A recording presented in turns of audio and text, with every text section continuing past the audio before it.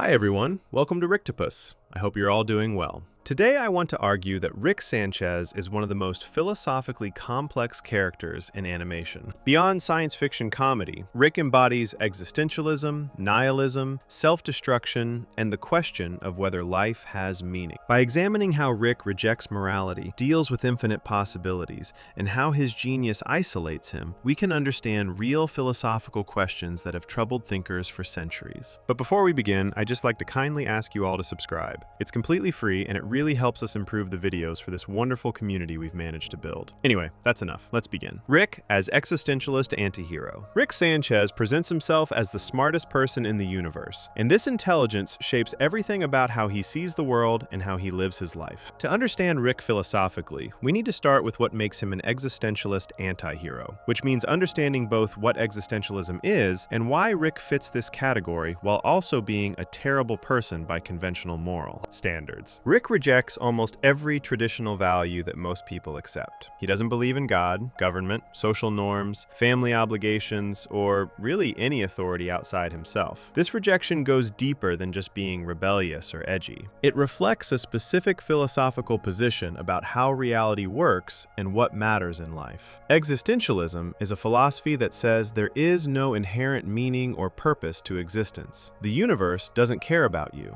There's no cosmic plan, no destiny, no ultimate point to being alive. Most people find this idea terrifying and spend their lives either denying it or trying to create meaning through religion, relationships, careers, or other commitments. Existentialist philosophers like Jean-Paul Sartre and Albert Camus argued that once you accept that life has no built-in meaning, you face a choice. You can either create your own meaning through your choices and actions, or you can give in to despair and meaninglessness. This is the existentialist condition, the fundamental situation of being human in a universe that doesn't care whether you exist. Rick has clearly accepted that existence has no inherent meaning. He's looked at the universe from every possible angle through his scientific genius and interdimensional travels, and he's concluded that nothing matters in any ultimate sense. There's no God watching, no cosmic justice, no grand purpose. Just infinite universes with infinite versions of everything, all equally meaningless. This realization forms the foundation of Rick's entire personality and worldview. Everything he does flows from this starting point of recognized meaninglessness. When Rick makes decisions, when he interacts with family, when he embarks on adventures, he's operating from the baseline assumption that none of it has any cosmic significance or importance. What makes Rick an anti-hero rather than a traditional hero is that he doesn't respond to meaninglessness by creating positive meaning through noble choices or virtuous actions. Traditional existentialist heroes in literature and philosophy accept that life is meaningless, but then choose to live authentically, to make commitments, to care about things anyway. They create meaning through dedication to causes, relationships, or personal integrity. Rick does the opposite. He embraces the meaninglessness and uses it as justification for doing whatever he wants without regard for consequences or other people's welfare. He's concluded that because nothing ultimately matters, he has no obligations to anyone and no reason to constrain his behavior. This makes Rick a perfect example of what philosophers call radical freedom. If there's no God, no cosmic order, no inherent purpose, then you're completely free to do anything. You're not bound by traditional morality because those moral rules were based on religious or philosophical systems that assumed life had meaning and purpose. Once you reject the foundation, the rules built on that foundation collapse. Rick exercises this radical freedom constantly throughout the series. He treats other people as means to his ends. He abandons family when convenient. He destroys entire civilizations for minor reasons. He feels no guilt because he's internalized that none of it matters in any ultimate sense. The show establishes Rick's philosophical position early and maintains it consistently. In the pilot episode, Rick drags Morty out of school to help with an interdimensional adventure, showing immediate disregard for social institutions like education and family authority. Rick doesn't think school matters. He doesn't think most of what society values matters. He's seen too much and knows too much to take human social conventions seriously. When Morty questions him, Rick responds with dismissive explanations that boil down to, "This is all meaningless, so do what I say." This pattern repeats throughout the series. Rick encounters social norms, legal systems, cultural values, and he treats all of them with the same contempt, because he's decided they're all arbitrary human constructions with no basis in reality. Rick's relationship to science is also philosophically significant. For many people, science provides meaning and purpose. Scientists dedicate their lives to understanding reality and making discoveries that help humanity. Rick has taken science further than anyone in his universe, and possibly any universe. He's mastered portal technology, created life, manipulated time, traveled through infinite dimensions. But this supreme scientific achievement hasn't given his life meaning. Instead, it's shown him that reality is even more chaotic, random, and meaningless than most people realize. His scientific success has led to philosophical despair rather than fulfillment. The more Rick has learned about how the universe works, the clearer it has become that the universe operates according to physical laws with no concern for meaning, purpose, or human welfare. The existentialist anti-hero traditionally struggles with their freedom and the burden of creating meaning in a meaningless world. We see this in classic literature like Dostoevsky's Notes from Underground or Camus' The Stranger. These characters recognize that traditional values are hollow but haven't found authentic alternatives. They're trapped between rejecting the old meanings and being unable to create satisfying new ones. Rick is trapped in exactly this position. He's rejected all traditional sources of meaning, but hasn't replaced them with anything except hedonism, scientific curiosity, and occasional concern for his family that he usually tries to suppress or deny. He goes on adventures, builds inventions, drinks heavily, and engages in various forms of escapism. But none of these activities provide genuine satisfaction or purpose. Rick's self-interest is presented as almost anarchistic in its purity. He recognizes no authority whatsoever. When governments try to control him, he overthrows them. When intergalactic federations pursue him, he destroys them. When family members set boundaries, he ignores them. This isn't just personality or character flaw, it's the logical extension of his philosophical position. If nothing has inherent value or authority, then all authority claims are equally meaningless. The Galactic Federation has no more legitimate claim to authority than Rick does, which means no legitimate claim at all. Rick lives as if he's the only consciousness that matters, because from his perspective, that's the only honest position. Everyone else is either lying to themselves about meaning and authority, or they're too ignorant to recognize the truth. The show uses Rick's extreme intelligence to justify his philosophical positions in ways that make them harder to dismiss than if he were just a bitter, ordinary person. Rick isn't rejecting meaning because he's failed at life, or because he's ignorant. He's rejecting meaning because he's succeeded at understanding reality better than anyone else and discovered that reality is fundamentally meaningless. His genius makes his nihilism seem more credible within the show's logic. If the smartest person in the universe concludes that nothing matters, maybe nothing really does matter. The show sets up this dynamic deliberately, using Rick's intelligence as a form of philosophical authority that makes viewers take his bleak worldview seriously rather than dismissing it as mere negativity. Rick's catchphrases and verbal tics reveal his philosophy in compressed form. Wubba-lubba-dub-dub is later revealed to mean, "I am in great pain, please help me," in an alien language. This hidden cry for help beneath meaningless sounds captures Rick's condition perfectly. He's suffering from his awareness of meaninglessness, but can't or won't seek help, because that would require admitting that connection and meaning matter. The phrase also functions as a distraction, a way of making noise to avoid confronting the void. Nobody exists on purpose, nobody belongs anywhere, everybody's gonna die, come watch TV, is more explicitly philosophical, stating the existentialist position that existence is random, life is temporary, and we might as well distract ourselves with entertainment, since nothing matters anyway. Rick's drinking is philosophically significant beyond just being character flavor or comic relief. He's constantly drunk, or getting drunk, using alcohol to numb his awareness of reality's meaninglessness. This connects to a long tradition of existentialist and nihilist thinkers who struggled with substance abuse and depression. When you truly internalize that existence is meaningless, maintaining psychological stability becomes difficult. The awareness that nothing matters can be psychologically crushing. Rick uses alcohol, adventures, and scientific projects as distractions from the void of meaning he's recognized. The drinking, specifically, represents choosing oblivion and numbness over confronting the despair his philosophy generates. Every sip is an attempt to make the knowledge of meaninglessness slightly less painful. The anti-hero aspect of Rick's character becomes clear when we see the consequences of his actions. Traditional heroes make the world better. Even tragic heroes usually have noble intentions even if they fail. Rick makes most situations worse. He leaves destruction in his wake. He traumatizes his family. He's responsible for countless deaths across multiple dimensions. The show doesn't present this as heroic or admirable. It shows Rick as someone whose philosophical position and radical freedom have made him a monster in practical terms, even if his philosophy might be intellectually defensible. He's right about the meaninglessness of existence, but that rightness hasn't made him good or happy or worthy of admiration.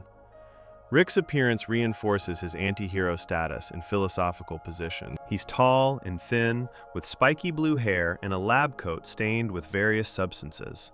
He constantly drools, a visual representation of his lack of concern for social presentation or dignity. He looks like someone who's given up on conventional human standards while still maintaining the energy to pursue his own projects. The lab coat signals his scientific identity, but it's worn and dirty, suggesting that even his primary identity is approached with a kind of exhausted carelessness. His physical presentation tells you immediately that this is someone who has stopped caring about what others think or how he appears to the world. The existentialist anti-hero typically experiences isolation as both choice and consequence. Rick has chosen isolation by rejecting all the social bonds and meanings that connect most people to others. He doesn't believe in the family values that would make him a good father or grandfather. He doesn't believe in friendship as anything more than temporary alliances of convenience. He's too smart and has seen too much to connect authentically with people who still believe life has meaning. How can you have genuine relationships with people when you know that those relationships are cosmically meaningless and that infinite versions of those same relationships exist across infinite dimensions? But this chosen isolation also produces suffering, which we see in Rick's drinking, his self-destructive behavior, and his occasional moments of genuine pain.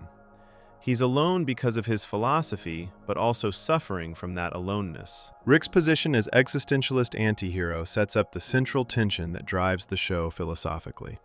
He's probably right that existence has no inherent meaning. The show generally validates his observations about reality being chaotic and meaningless. The universe of Rick and Morty operates according to Rick's bleak assessment. There are infinite dimensions. Horrible things happen constantly. Nothing is special or permanent. But being right doesn't make him happy, or functional, or good. It makes him a brilliant, miserable, destructive person who hurts everyone around him while pursuing meaningless distractions from meaninglessness.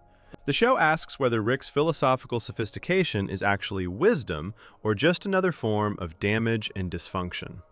The way other characters react to Rick also reinforces his existentialist anti-hero status. His family is simultaneously drawn to him and repelled by him.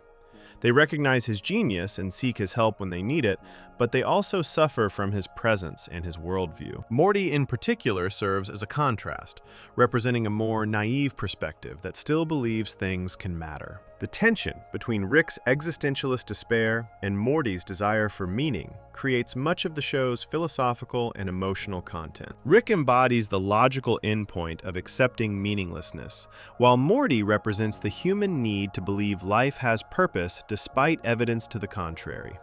Before we move on, make sure to subscribe if you're enjoying this breakdown. Rick's intellectual certainty about meaninglessness sets the stage for understanding the specific philosophy that dominates his worldview and shapes every choice he makes. Section 2. What nihilism in Rick and Morty looks like. To understand Rick Sanchez fully, we need to understand nihilism, the philosophy that dominates his thinking and drives most of his behavior throughout the series. Nihilism is often misunderstood or used loosely to mean anyone who is negative or cynical. But philosophical nihilism is more specific and more radical than just being pessimistic. Nihilism is the position that life has no objective meaning, purpose, or intrinsic value. Moral nihilism goes further, arguing that nothing is truly right or wrong, good or bad. These moral categories are human inventions with no basis in reality. Rick embodies both existential nihilism, which denies meaning and purpose, and moral nihilism, which denies objective ethics. Understanding what nihilism actually means helps us see that Rick isn't just a negative person. He's someone operating from a specific philosophical framework that determines how he sees and interacts with reality. The word nihilism comes from the Latin word nihil, which means nothing. Philosophical nihilism says that when you strip away human projections, beliefs, and cultural constructions, you're left with nothing. No meaning, no value, no purpose. Just existence happening with no point to it. This idea has appeared throughout history, but became particularly important in European philosophy in the 1800s. Thinkers like Friedrich Nietzsche described nihilism as the natural consequence of realizing that religious and philosophical systems that gave life meaning were built on assumptions that couldn't be defended. Once you stopped believing in God or cosmic purpose, the meanings attached to those beliefs collapsed. Nietzsche didn't celebrate this collapse. He recognized it as a crisis that Western civilization would have to confront and somehow move beyond. Rick demonstrates nihilism most clearly through his complete disregard for consequences that would concern most people. In numerous episodes, he makes decisions that result in death, suffering, or destruction without showing remorse or hesitation. This isn't because Rick is psychopathic in the clinical sense of lacking the capacity for empathy. The show suggests he can feel empathy, but chooses not to value those feelings, because his philosophical framework says they don't matter. He's decided intellectually that suffering and death aren't objectively bad, because good and bad don't exist as real categories. They're just feelings that beings evolved to have, not truths about the universe. When Rick sees someone suffering, he might feel empathy in the moment, but his philosophical position tells him that feeling is just a neurochemical response with no moral weight. The pilot episode establishes Rick's nihilism immediately. He wants to collect mega seeds from another dimension and drags Morty along despite Morty having school. When Morty protests that he'll get in trouble, or that this is irresponsible, Rick dismisses these concerns completely. School doesn't matter. Social rules don't matter. What matters is whatever Rick decides to pursue in that moment. Later in the same episode, Rick is completely willing to let Morty potentially die or suffer to achieve his goal. This isn't portrayed as Rick being uniquely evil. It's portrayed as Rick being uniquely honest about the fact that nothing actually matters, including Morty's welfare or education.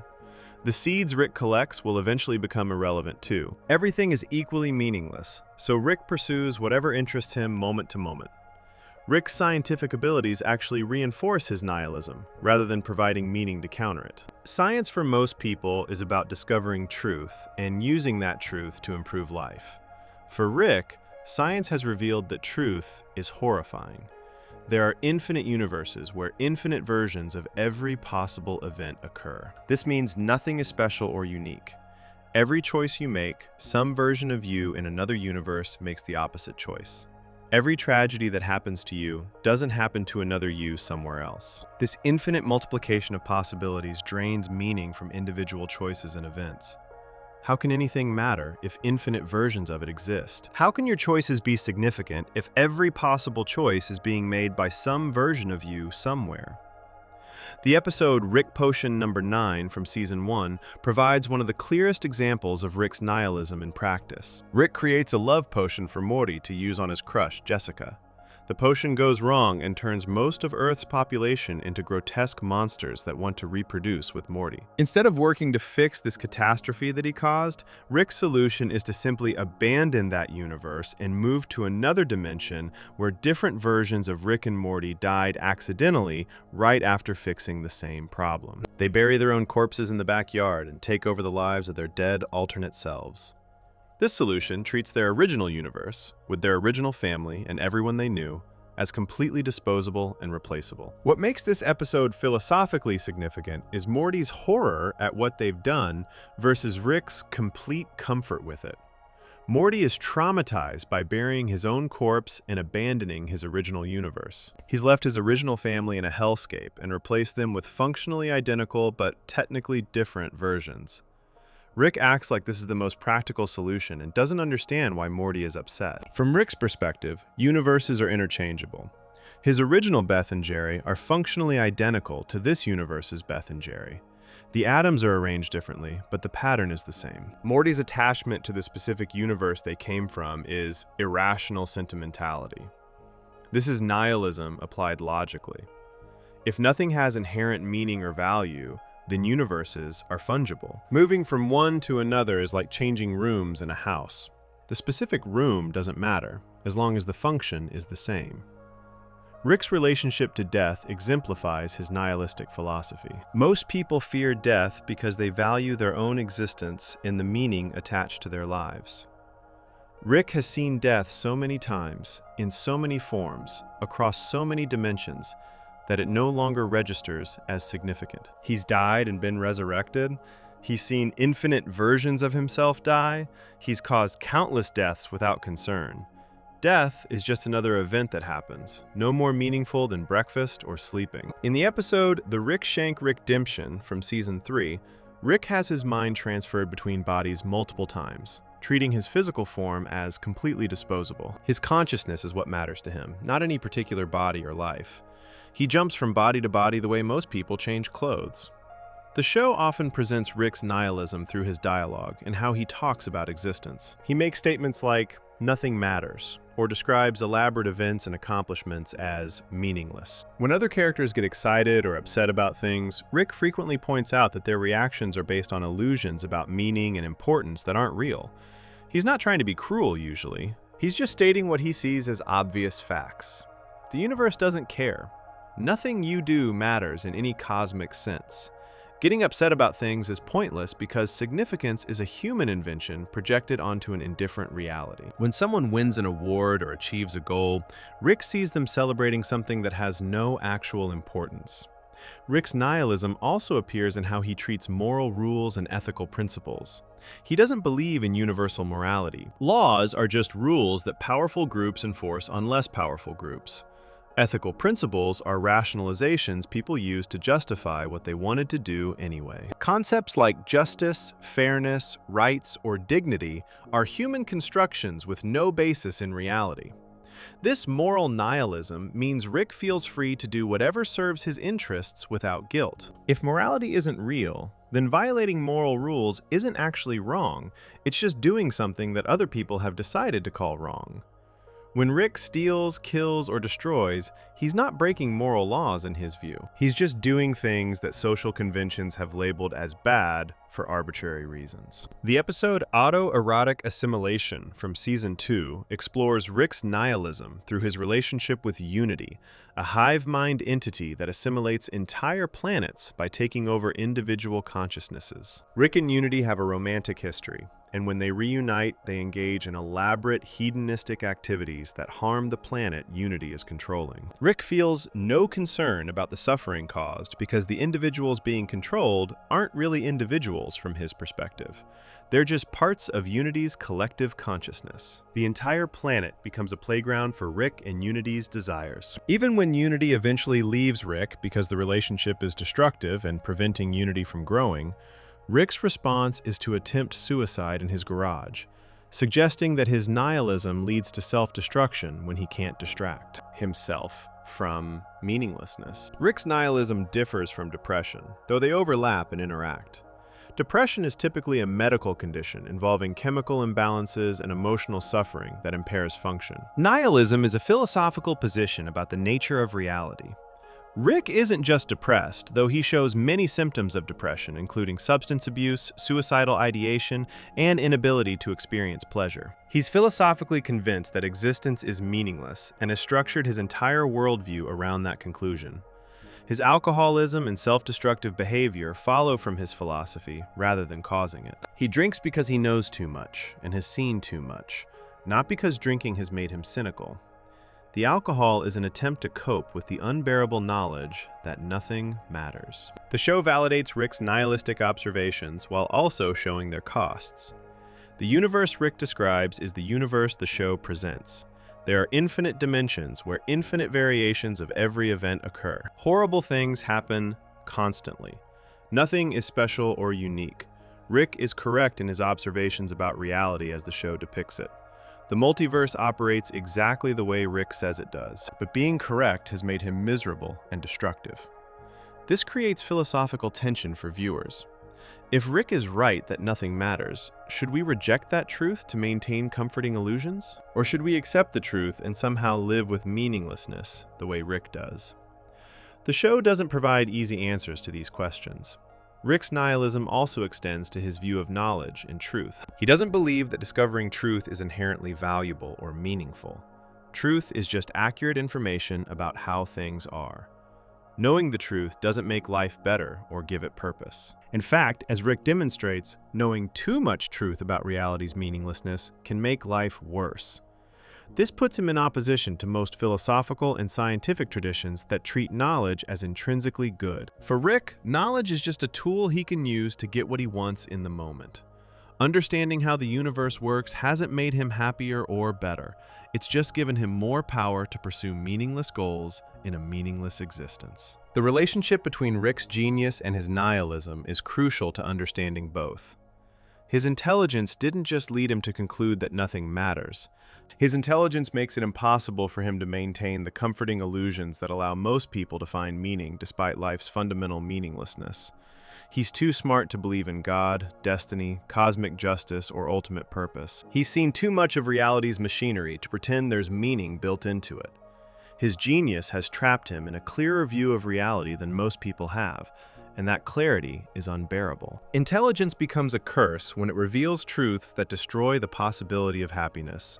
Rick's nihilism creates the philosophical foundation for understanding everything else about his character. His rejection of family bonds, his drinking, his depression, his occasional suicidal impulses, his creativity, his cruelty, and his rare moments of connection all flow from his fundamental belief that existence is meaningless. The show uses Rick to explore what happens when someone fully internalizes nihilistic philosophy and tries to live accordingly. The answer appears to be that you become brilliant, powerful, free, and absolutely miserable. You can do anything, but nothing satisfies. You understand everything, but that understanding brings only pain. Before we move on, make sure to subscribe if you're enjoying this breakdown. Rick's theoretical nihilism has practical consequences, and nowhere are those consequences more visible than in the world he accidentally created through thoughtless science. Section 3. The Cronenberg world as absurd consequence. The episode Rick Potion number 9 creates what fans call the Cronenberg world, and this disaster serves as one of the most important philosophical moments in the entire series. Understanding what happens in this episode and what it means reveals how Rick's nihilism produces real consequences, and how his scientific power, combined with his philosophical carelessness, creates catastrophe. The episode begins with a simple request and ends with an entire universe destroyed and abandoned, demonstrating how quickly things can spiral out of control when someone with unlimited power has no moral framework to constrain their actions. The setup for the disaster is straightforward and relatable. Morty has a crush on a girl at school named Jessica, and the school is having a flu season dance. Morty wants Jessica to notice him romantically, but he's too nervous and awkward to approach her directly. He asks Rick to help him, and Rick's solution is to create a love potion. This is already morally questionable, because love potions remove consent and free will, turning romantic interest into chemical compulsion. But Rick doesn't consider these ethical implications. He sees a technical problem that he can solve with science. Morty wants Jessica to love him, so Rick creates a substance that will make that happen. Rick gives Morty a vial of love potion to use at the dance. The potion is derived from vole DNA, because voles are animals that mate for life. The idea is that whoever breathes in the potion vapor will fall in love with Morty permanently. Already we can see the philosophical problems multiplying. Rick is manipulating brain chemistry to create fake emotions in another person. He's treating consciousness and romantic feelings as things that can and should be engineered for convenience. This reflects his view that there's nothing sacred or special about human emotions or relationships. They're just chemical reactions that can be modified like any other physical process. Morty uses the potion at the dance, and Jessica immediately falls in love with him. The potion works exactly as intended. But then, complications emerge. Jessica has the flu, and when she sneezes, the love potion becomes airborne and spreads to other students at the dance. Soon, multiple people are declaring their love for Morty. The potion spreads beyond the school, and before long, everyone in town is affected. Morty is being pursued by an ever-growing crowd of people who are obsessively in love with him. What started as a simple solution to teenage awkwardness has become a town-wide crisis. Rick's response to this problem shows his approach to fixing mistakes. He doesn't take responsibility or express remorse. He immediately starts working on a technical solution, He creates an antidote using DNA from other animals that he thinks will counter the love potion. But he doesn't test it properly or think through the implications. He just makes something he believes should work and releases it into the atmosphere. This antidote fails spectacularly. Instead of curing the love potion, it combines with the flu virus that many people have, and the result is genetic mutation on a massive scale. The people affected by Rick's antidote transform into creatures that the show refers to as Cronenbergs, named after filmmaker David Cronenberg, who is famous for body horror movies. These creatures are grotesque biological nightmares with distorted bodies, extra limbs, mouths in wrong places, and horrifying appearances. They retain enough human consciousness to still be obsessed with Morty, but they're no longer recognizably human. Rick has accidentally turned most of Earth's population into monsters. This is one of the worst possible outcomes imaginable. He was trying to help his grandson go to a dance, and he ended up destroying human civilization. Rick tries to fix this new problem by creating another cure.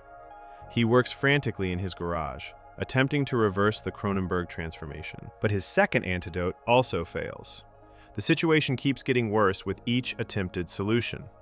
The Cronenberg creatures become more aggressive and dangerous. Society collapses completely. Rick and Morty are forced to barricade themselves in the house while hordes of mutated humans try to break in. At this point, most people would keep trying to fix the disaster they caused, no matter how long it took. The moral weight of having destroyed billions of lives would compel them to exhaust every possibility before giving up.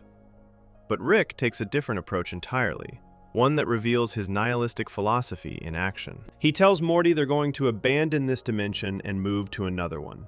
Using his portal gun, Rick finds a dimension that is almost identical to their own, with one crucial difference. In this other dimension, that universe's version of Rick and Morty managed to create a successful cure for the Cronenberg disaster. But immediately after curing everyone, those versions of Rick and Morty died in an unrelated accident, an explosion in the garage. This creates a perfect opportunity. Rick and Morty can slip into this dimension, bury the bodies of their dead alternate selves, and take over their lives. This solution is practical from a purely technical standpoint. It solves the immediate problem of being trapped in a world full of monsters, but it raises profound philosophical and moral questions. Rick is abandoning an entire universe that he destroyed. His original Beth, Jerry, and Summer are left behind in the Cronenberg world. They have to survive in the hellscape Rick created. He's effectively killing his family by leaving them in an uninhabitable world, even though they're technically still alive. From Morty's perspective, he's abandoning his real mother, father, and sister and replacing them with versions who are functionally identical, but technically different people. The show depicts the moment when Rick and Morty arrive in the new dimension and have to bury their own corpses. Morty has to dig a grave in the backyard and put his own dead body into the ground. This is deeply traumatic. He's literally burying himself, confronting his own mortality and the replaceability of his existence in the most direct way possible. Rick shows no emotion during this process. He's done this before, or at least he's considered it before. For him, this is just a practical solution to a technical problem. One dimension became uninhabitable, so they moved to another one. The fact that this involves abandoning family and replacing them with alternates doesn't register as morally significant to him. After they bury the bodies, Rick and Morty go into the house and rejoin this universe's version of Beth, Jerry, and Summer, who have no idea that their Rick and Morty just died and have been replaced. The episode ends with Morty looking traumatized, staring at his hands, processing what they've just done.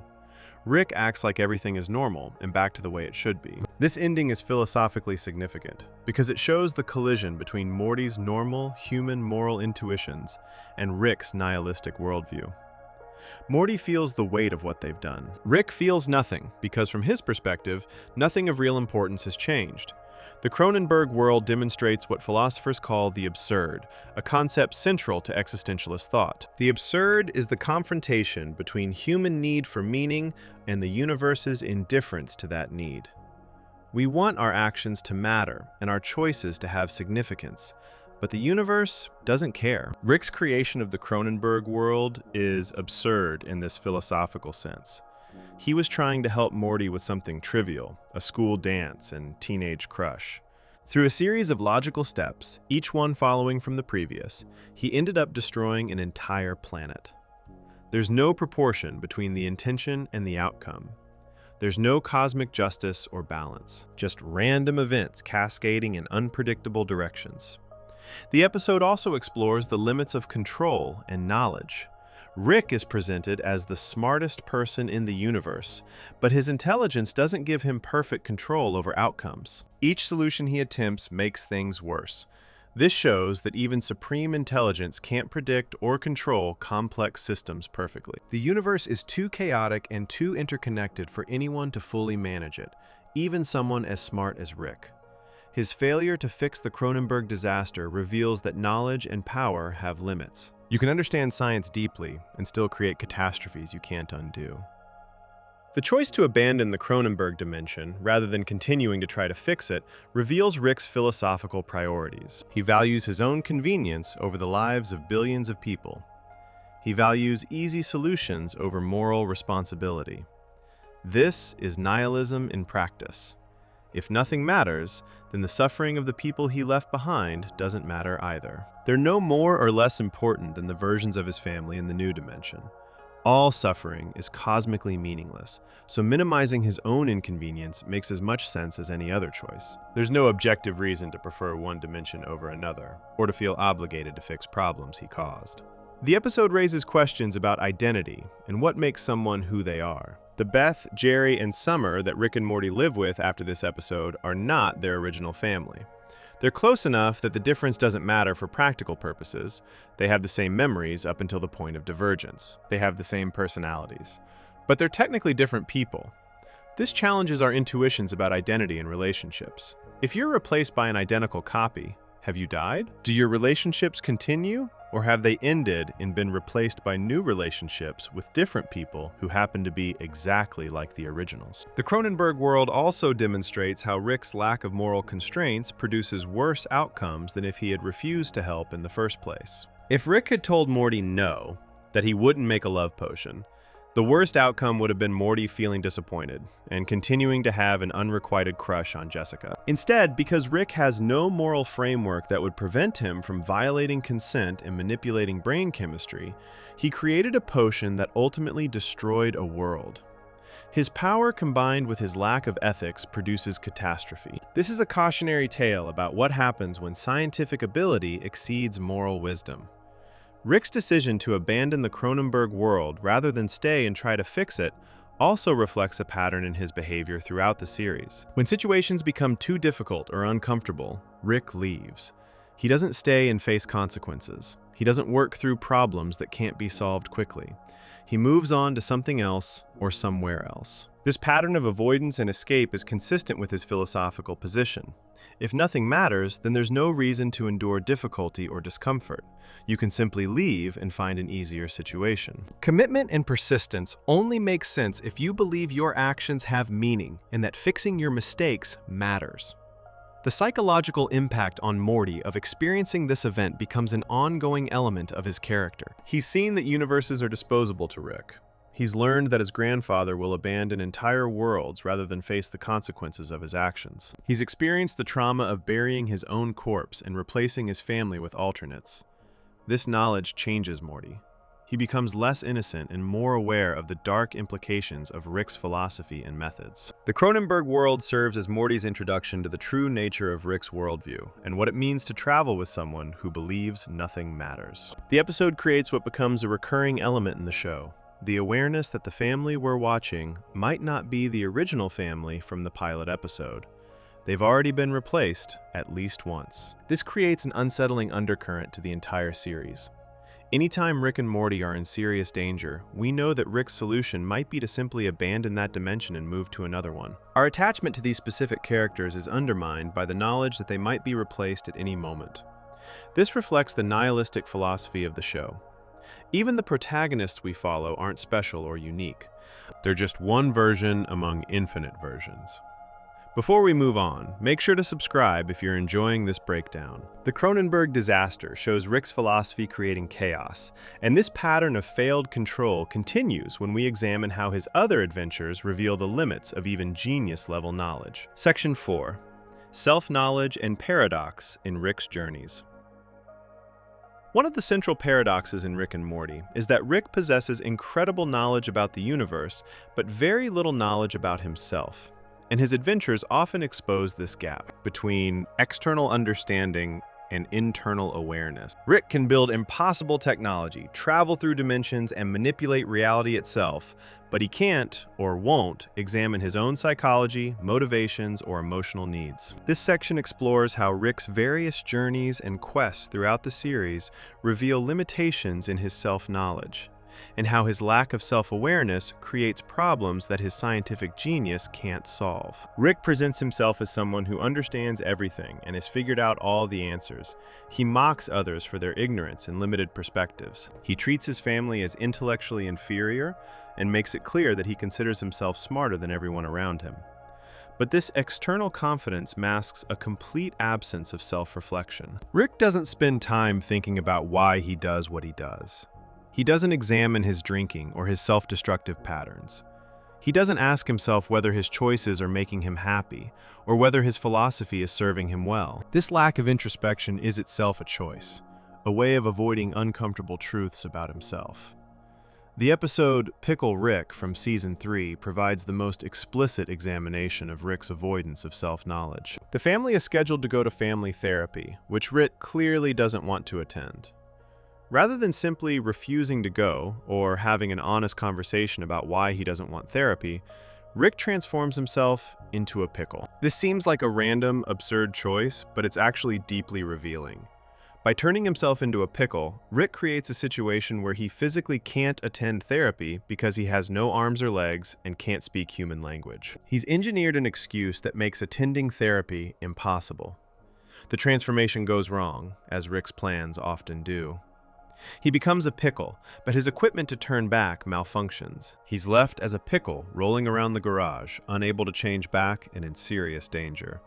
The family leaves for therapy, assuming Rick is hiding somewhere to avoid going. Rick has to survive as a pickle, which leads to an elaborate sequence where he kills rats to build himself a body out of rat parts, fights his way through a criminal compound, and eventually makes it to the therapy session anyway. The whole adventure is exciting and demonstrates Rick's ingenuity in using science to solve immediate problems. But when Rick finally arrives at the therapy session, the therapist, Dr. Wong, sees through his behavior immediately. She points out that Rick went to enormous effort and put himself in serious danger just to avoid 1 hour of therapy.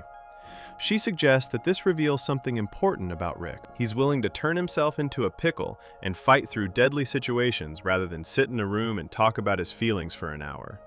This is avoidance on a spectacular scale. It shows that Rick fears self-examination more than physical danger. He'd rather risk death than confront his own psychology. Doctor Wong tells Rick directly that she thinks he came to therapy even though he didn't want to because some part of him knows he needs it.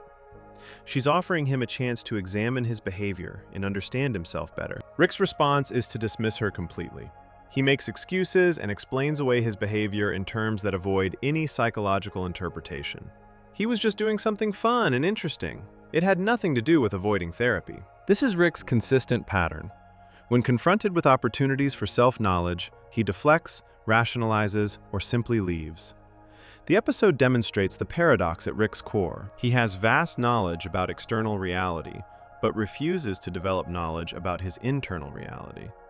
He can understand how universes work, but won't examine how his own mind works. This is a deliberate choice on Rick's part. Self-knowledge would require acknowledging that his actions have patterns, that those patterns reveal things about his psychology, and that his psychology might be damaged or unhealthy. It would require admitting that despite his intelligence and power, he's deeply dysfunctional in ways that intelligence and power can't fix. Rick's relationship to therapy itself is philosophically significant. Therapy is based on the idea that examining your thoughts and behaviors can help you understand yourself better and make better choices. It assumes that self-knowledge is valuable and that people can change through understanding themselves. Rick rejects all of these assumptions.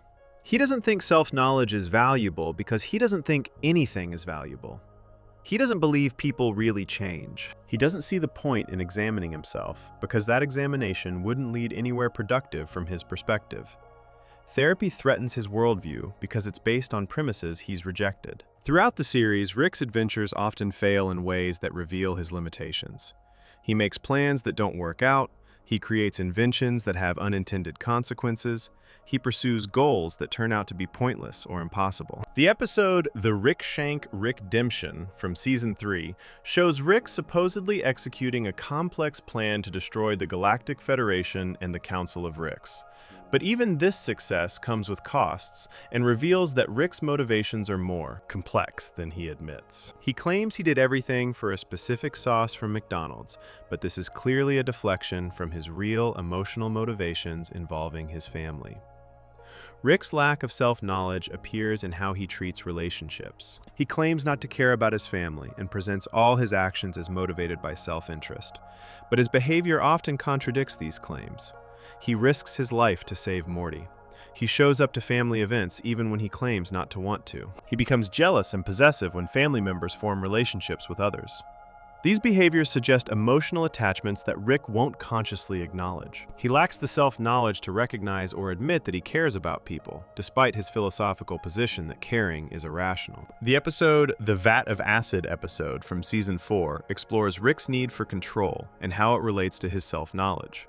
Morty criticizes one of Rick's inventions, suggesting a different solution would work better. Rick becomes obsessed with proving Morty wrong, spending enormous time and resources creating an elaborate setup to demonstrate that his idea was better. This obsessive need to be right and to prove his superiority reveals deep insecurity that Rick doesn't consciously recognize.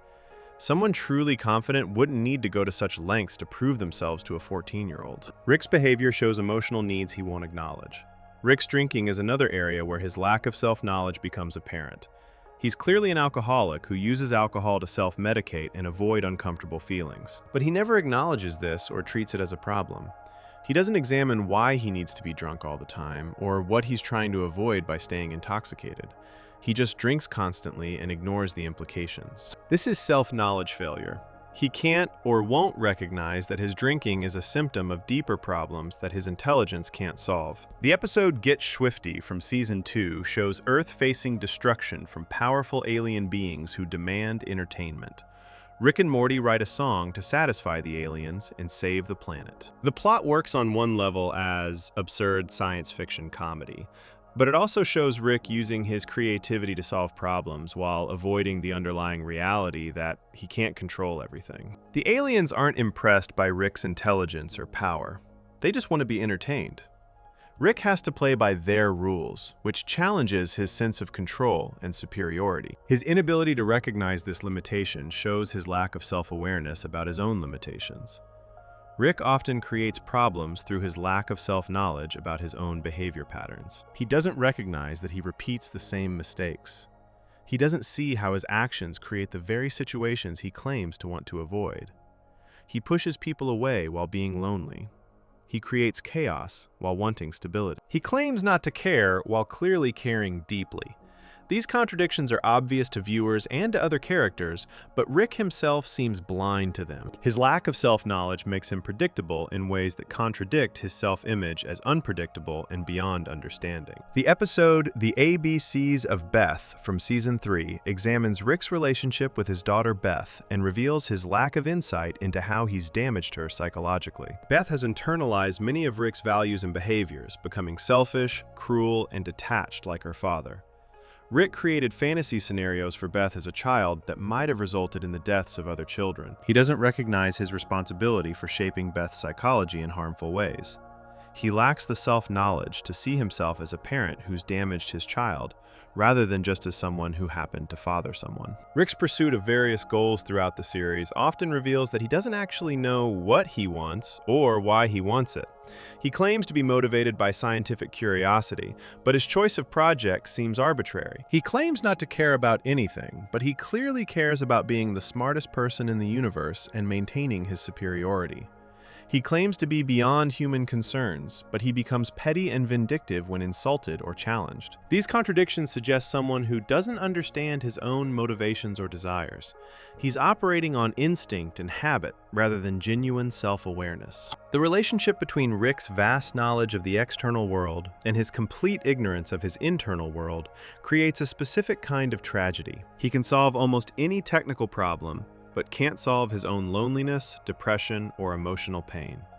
He can manipulate reality itself, but can't manipulate his own psychology into being happy. The things he doesn't know about himself, his emotional needs, his psychological wounds, his relationship patterns, are the things that actually determine his quality of life. His scientific knowledge is practically useless for addressing his real problems. Rick's lack of self-knowledge also manifests in his inability to predict how his own behavior will make him feel. He pursues goals thinking they'll satisfy him, and they don't. He avoids situations thinking they'll be unbearable, and his avoidance makes things worse. He can't accurately model his own future emotional states, which means he makes choices that harm his own well-being. Someone with better self-knowledge would recognize these patterns and adjust. Rick just keeps repeating the same cycles while remaining mystified about why he's unhappy.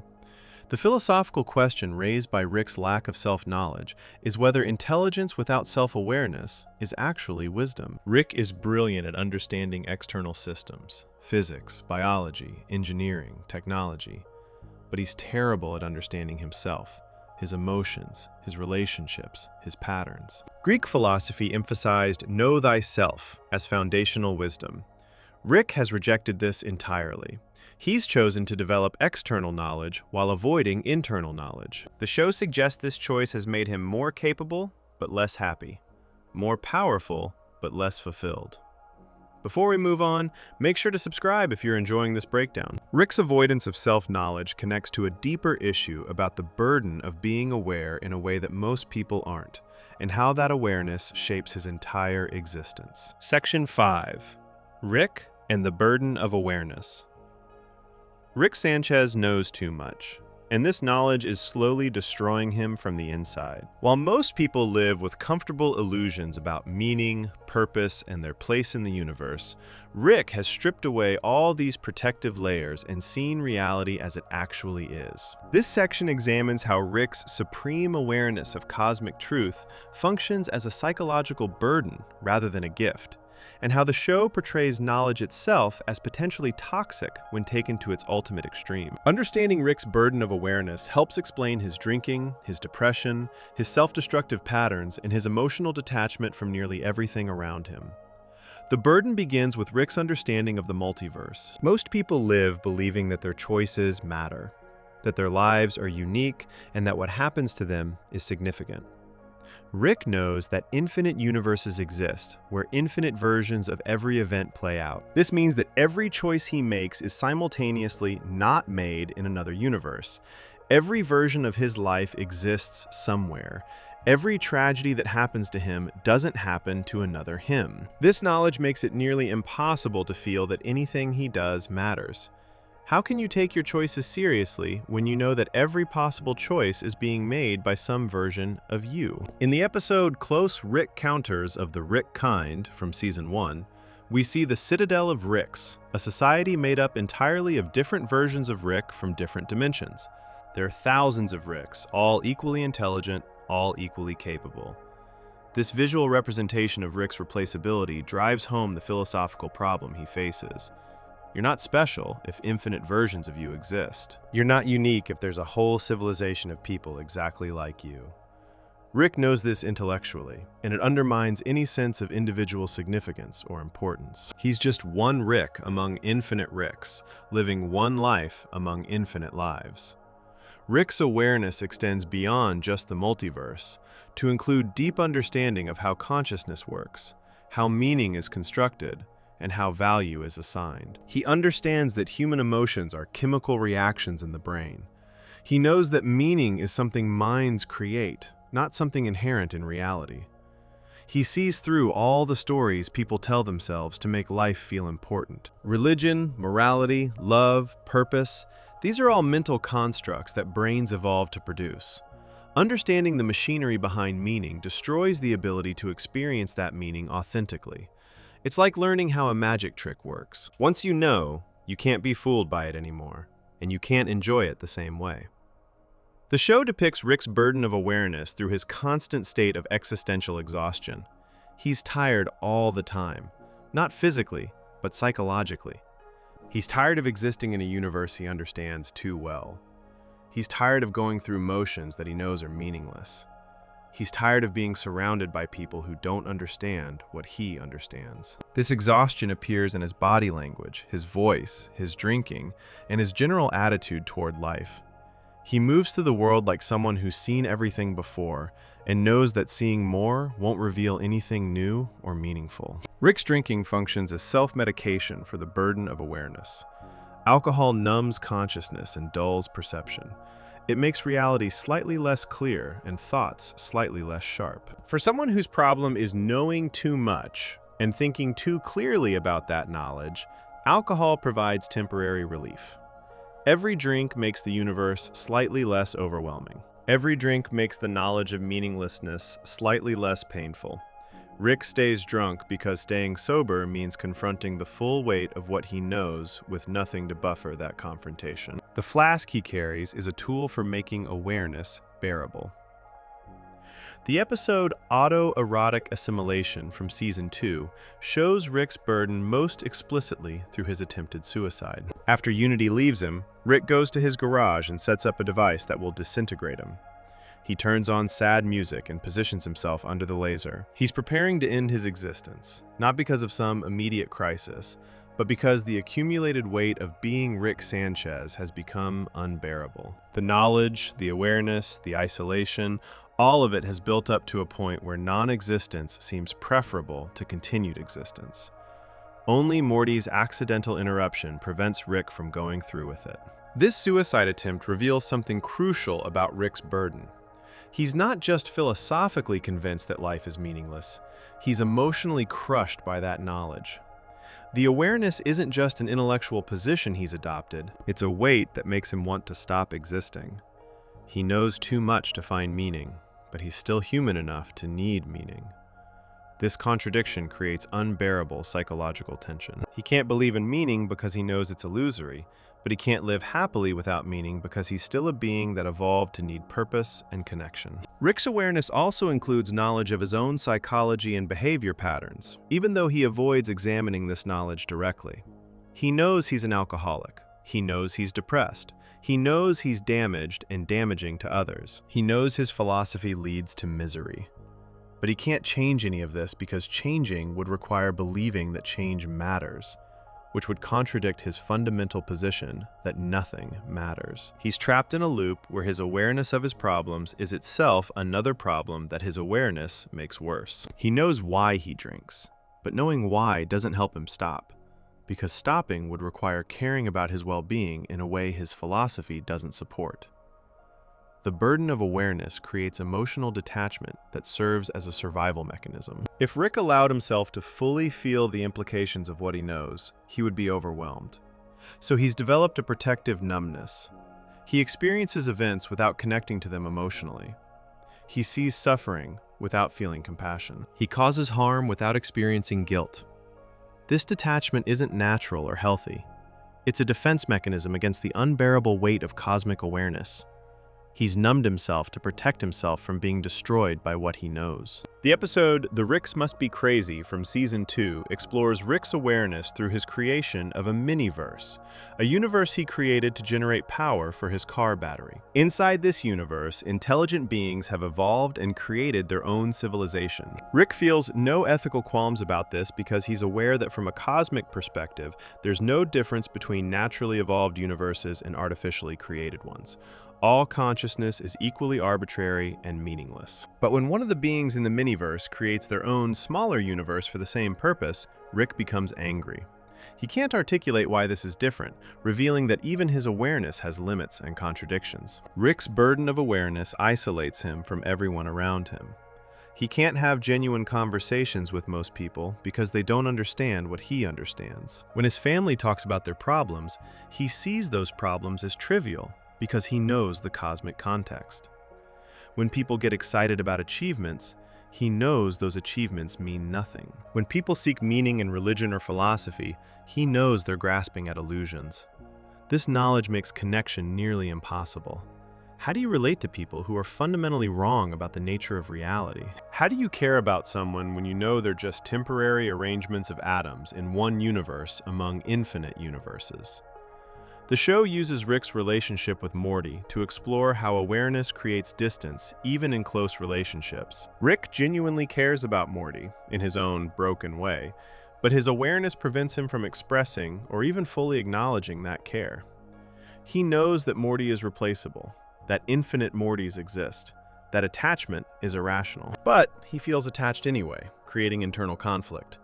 His awareness tells him not to care. His emotions make him care despite himself. He responds by trying to suppress the emotions, treating Morty badly to maintain distance, and generally acting in ways that protect him from the vulnerability of acknowledged affection. Rick's awareness of time and mortality adds another layer to his burden. He's invented ways to extend life, transfer consciousness between bodies, and essentially achieve practical immortality. But this hasn't solved the problem of existence. Living longer just means enduring meaninglessness for more time. He's aware that death is the end of consciousness, that there's nothing after, that life is temporary, even if he can extend it. This awareness makes it hard to invest in long-term projects or relationships. Everything ends. Everyone dies. Why build anything or connect with anyone when you know it's all temporary? The episode The Rick Shank Rickdemption from Season 3 shows Rick's awareness operating at multiple levels simultaneously.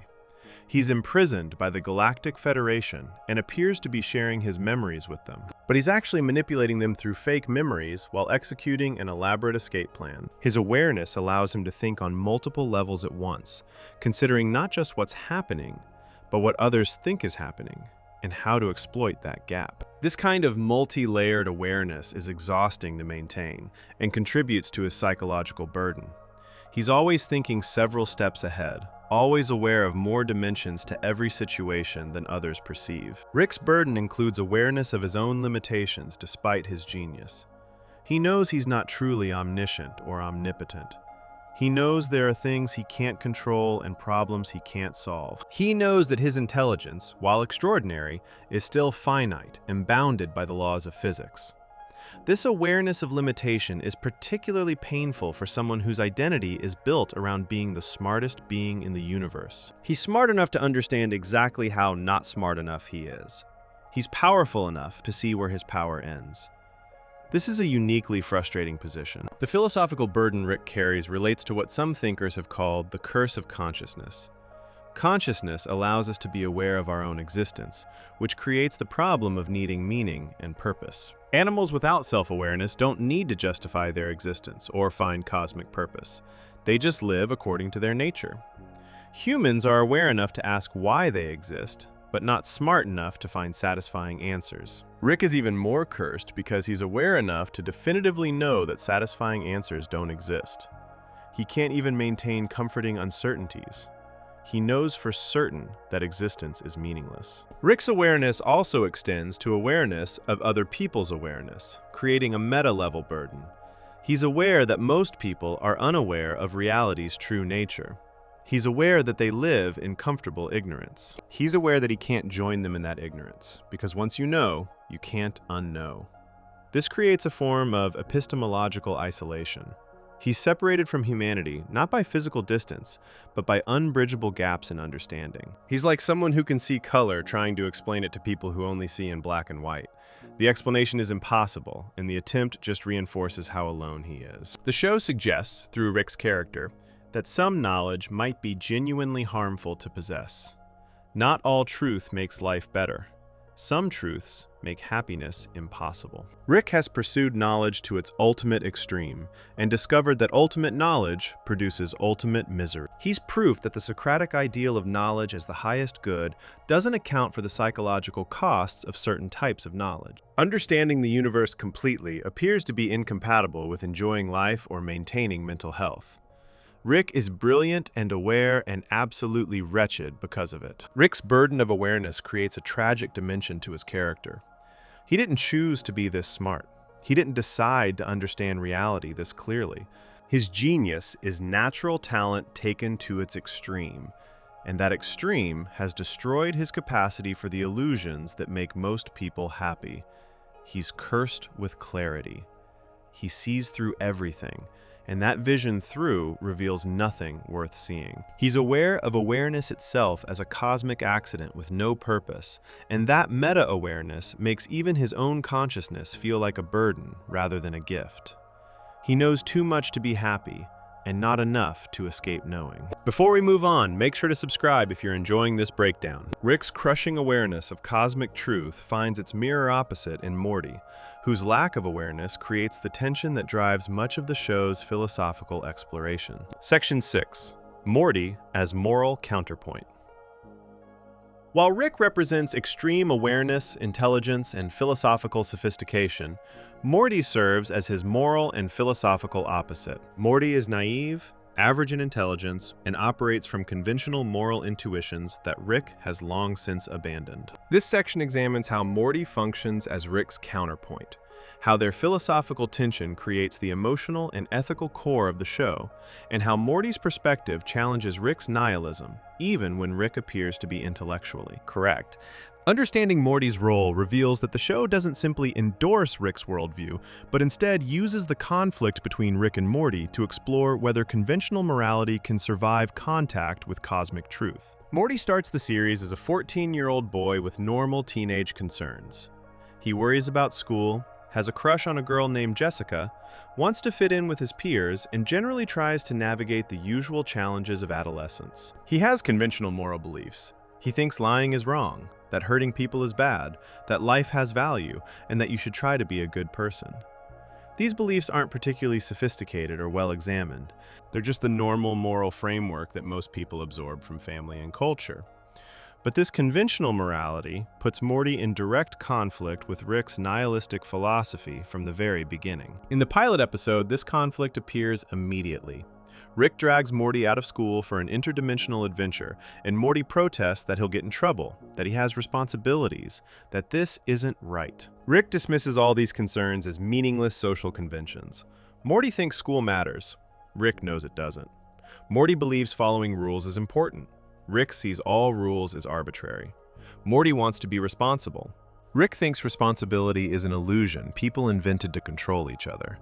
This fundamental disagreement about whether conventional morality has any validity drives their relationship throughout the series. What makes Morty philosophically significant is that his moral intuitions persist, despite Rick constantly demonstrating that they're based on false premises. Morty continues to believe that hurting people is wrong, even after Rick shows him that people are just temporary arrangements of atoms in one universe among infinite universes. Morty continues to value life even after seeing countless deaths across multiple dimensions. Morty continues to care about others even after learning that infinite versions of those others exist elsewhere. His morality isn't based on philosophical reasoning that could be undermined by better arguments.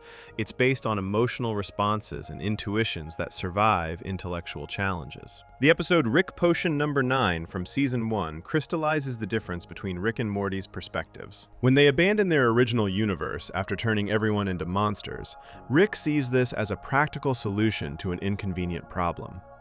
Morty is traumatized by the moral weight of abandoning his family and replacing them with alternates. Rick feels nothing, Morty feels everything. Rick's intelligence tells him this choice is meaningless. Morty's moral intuition tells him this choice is horrifying. The show doesn't clearly indicate which perspective is correct. It presents both and lets them exist in tension. Morty's function as moral counterpoint means he often serves as the voice of conventional ethics opposing Rick's actions. When Rick does something cruel or destructive, Morty objects. When Rick wants to abandon someone or let people die for convenience, Morty argues for helping them.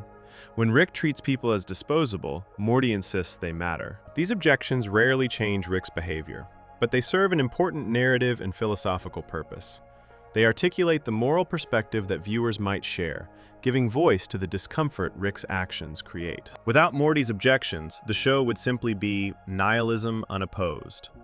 The relationship between Rick's intelligence and Morty's average intellect is philosophically significant. Rick is right in his factual claims about the universe. His observations about meaninglessness are accurate, given how the show depicts reality, but Morty's moral intuitions might be right in a different sense. They might be right about how to live, about what makes life bearable, about what allows human connection and happiness. Rick's way of being might be intellectually correct, but practically disastrous. Morty's way might be based on illusions, but might produce better outcomes for actual living. The show explores this tension without resolving it. Morty's character development across the series shows him being corrupted by exposure to Rick's worldview.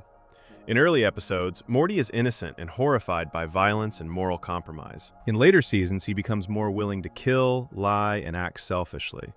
He's learning from Rick that conventional morality is optional and that power matters more than principles. This gradual corruption shows the cost of extended exposure to Rick's philosophy. You can't spend time with someone who treats all values as arbitrary without starting to internalize that perspective. Morty is slowly becoming more like Rick, which the show presents as a tragedy rather than as growth or improvement. The episode Rest and Ricklaxation from Season 3 explores the Rick and Morty dynamic through a device that separates their toxic personality traits from their healthy traits. Morty's toxic traits include self-doubt, anxiety, and moral concern. His healthy version is confident, successful, and completely amoral. This raises disturbing questions about whether Morty's morality is actually healthy or whether it's a dysfunction holding him back. The healthy Morty succeeds at everything precisely because he stops caring about whether his actions are right or wrong. This suggests that conventional morality might be incompatible with success and happiness, which challenges our intuitions about moral goodness. Morty serves as Rick's connection to humanity, despite Rick's attempts to transcend human concerns. Rick claims not to care about human values or relationships, but he keeps Morty around. He goes on adventures with Morty. He protects Morty from danger. He becomes jealous when Morty forms other relationships. Morty represents the human element that Rick can't completely eliminate from his life. Through Morty, Rick maintains a link to the normal human experience of caring about things, even though he won't acknowledge that this link matters to him. Morty is Rick's anchor to conventional humanity. The philosophical tension between Rick and Morty also appears in their different responses to suffering. When they encounter people who are suffering, Morty's immediate response is sympathy and a desire to help. Rick's response is indifference or annoyance that the suffering creates complications. In the episode Raising Gazorpazorp from Season 1, Morty raises an alien child and struggles with the moral responsibilities of parenthood. Rick treats the child as an inconvenient problem to solve rather than as a being deserving care. Morty's moral intuitions tell him that caring for dependents is important. Rick's philosophy tells him that all such obligations are arbitrary social constructs. Morty's role as moral counterpoint becomes more complex as the series progresses. He's not simply naive innocence opposing Rick's cynicism. He's someone struggling to maintain moral principles in a universe that seems designed to prove those principles are meaningless. He knows what Rick knows about the multiverse and meaninglessness, but he chooses to act as if things matter anyway. This is actually a sophisticated philosophical position, similar to what some existentialist thinkers advocate. You acknowledge that life is meaningless and then choose to create meaning through your actions and commitments despite knowing that meaning is constructed rather than discovered. The episode The Vat of Acid episode from Season 4 shows Morty challenging Rick's superiority, and Rick responding by proving Morty wrong in the cruelest way possible. Rick creates a device that lets Morty save and reload his life like a video game, encouraging Morty to live recklessly, knowing he can undo consequences. Morty falls in love during this period, has meaningful experiences, and finds happiness. Then Rick reveals it was all fake, a simulation designed to teach Morty a lesson about questioning Rick's ideas. Morty's moral and emotional investment in his experiences is revealed as foolish. Rick's detachment is validated as wise. The episode viciously demonstrates how caring makes you vulnerable to being hurt. Morty's conventional morality is often portrayed as weakness within the show's logic. His hesitation to kill gets him in danger. His concern for others slows him down. His moral qualms prevent him from doing what's necessary to survive in the harsh multiverse Rick has exposed him to.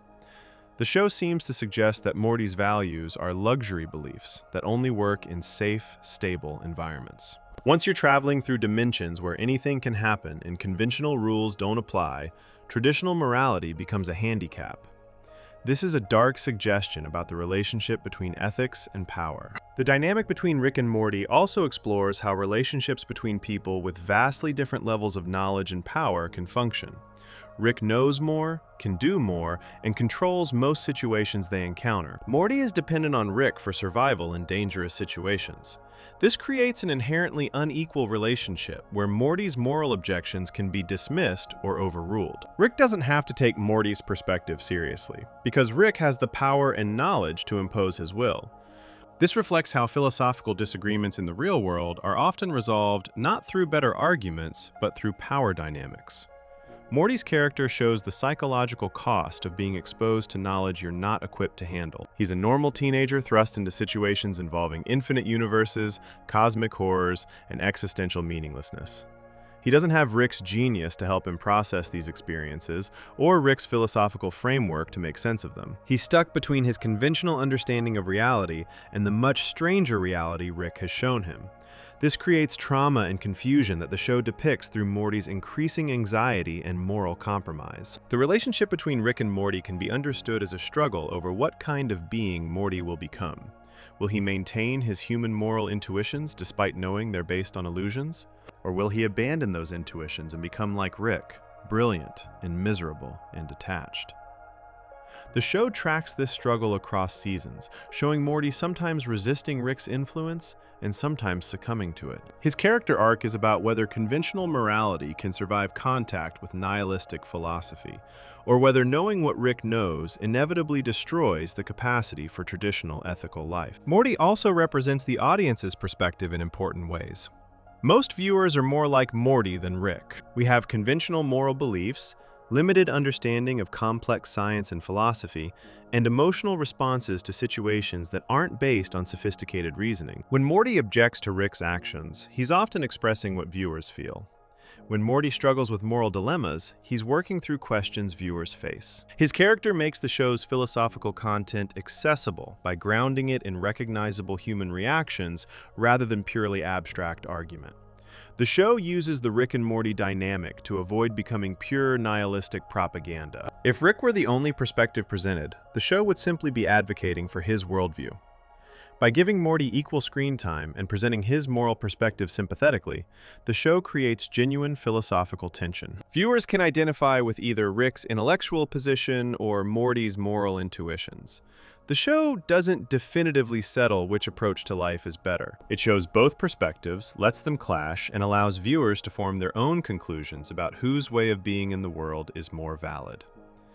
Before we move on, make sure to subscribe if you're enjoying this breakdown. The philosophical tension between Rick and Morty reveals deeper questions about freedom and responsibility, themes that become explicit when we examine Rick's most revealing act of escapism. Section 7. Freedom and Responsibility. The episode Pickle Rick from Season 3 stands as one of the most philosophically revealing moments in the entire series, and examining it closely reveals how Rick uses freedom to escape responsibility, how that escape reflects his deeper philosophical problems. This episode makes explicit what runs throughout the show. Rick's belief that he should be free to do whatever he wants, combined with his refusal to accept responsibility for the consequences of that freedom. Understanding Pickle Rick helps us see how Rick's philosophy of radical freedom without responsibility leads to self-destruction, and how the episode serves as a critique of that philosophy rather than an endorsement of it. The episode begins with the family preparing to go to family therapy. Beth has made an appointment with Dr. Wong, a therapist who specializes in family counseling. The family needs therapy because their dynamics are dysfunctional in ways that cause everyone pain. Jerry and Beth are separated, the kids are caught in the middle.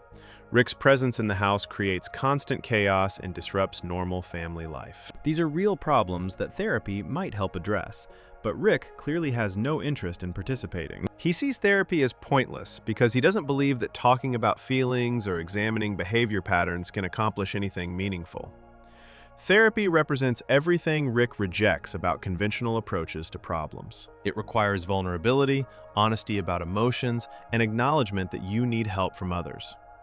Rather than simply refusing to go to therapy, which would be honest and straightforward, Rick engineers an elaborate escape. He's built a device in the garage that will turn him into a pickle.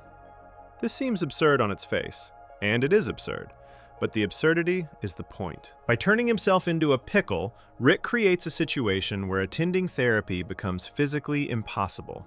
He has no arms to open doors, he has no legs to walk, he can't speak in human language. He's engineered a perfect excuse that can't be argued with. The family can't accuse him of refusing to go because he's literally incapable of going. He's found a loophole that allows him to avoid responsibility while maintaining deniability. Rick claims the transformation into a pickle is just a fun experiment he's doing for its own sake. He tells Morty he's Pickle Rick and seems excited about this new form. He insists he's not trying to get out of therapy, and that his timing just happens to coincide with the family leaving. But Morty immediately sees through this. He points out that Rick has clearly planned this to avoid therapy. Rick denies it, but his denial is unconvincing. The family leaves for therapy with Rick still in pickle form on the garage workbench, seemingly unable to change back because his serum is across the room and he can't reach it. What happens next demonstrates Rick's capabilities and his priorities.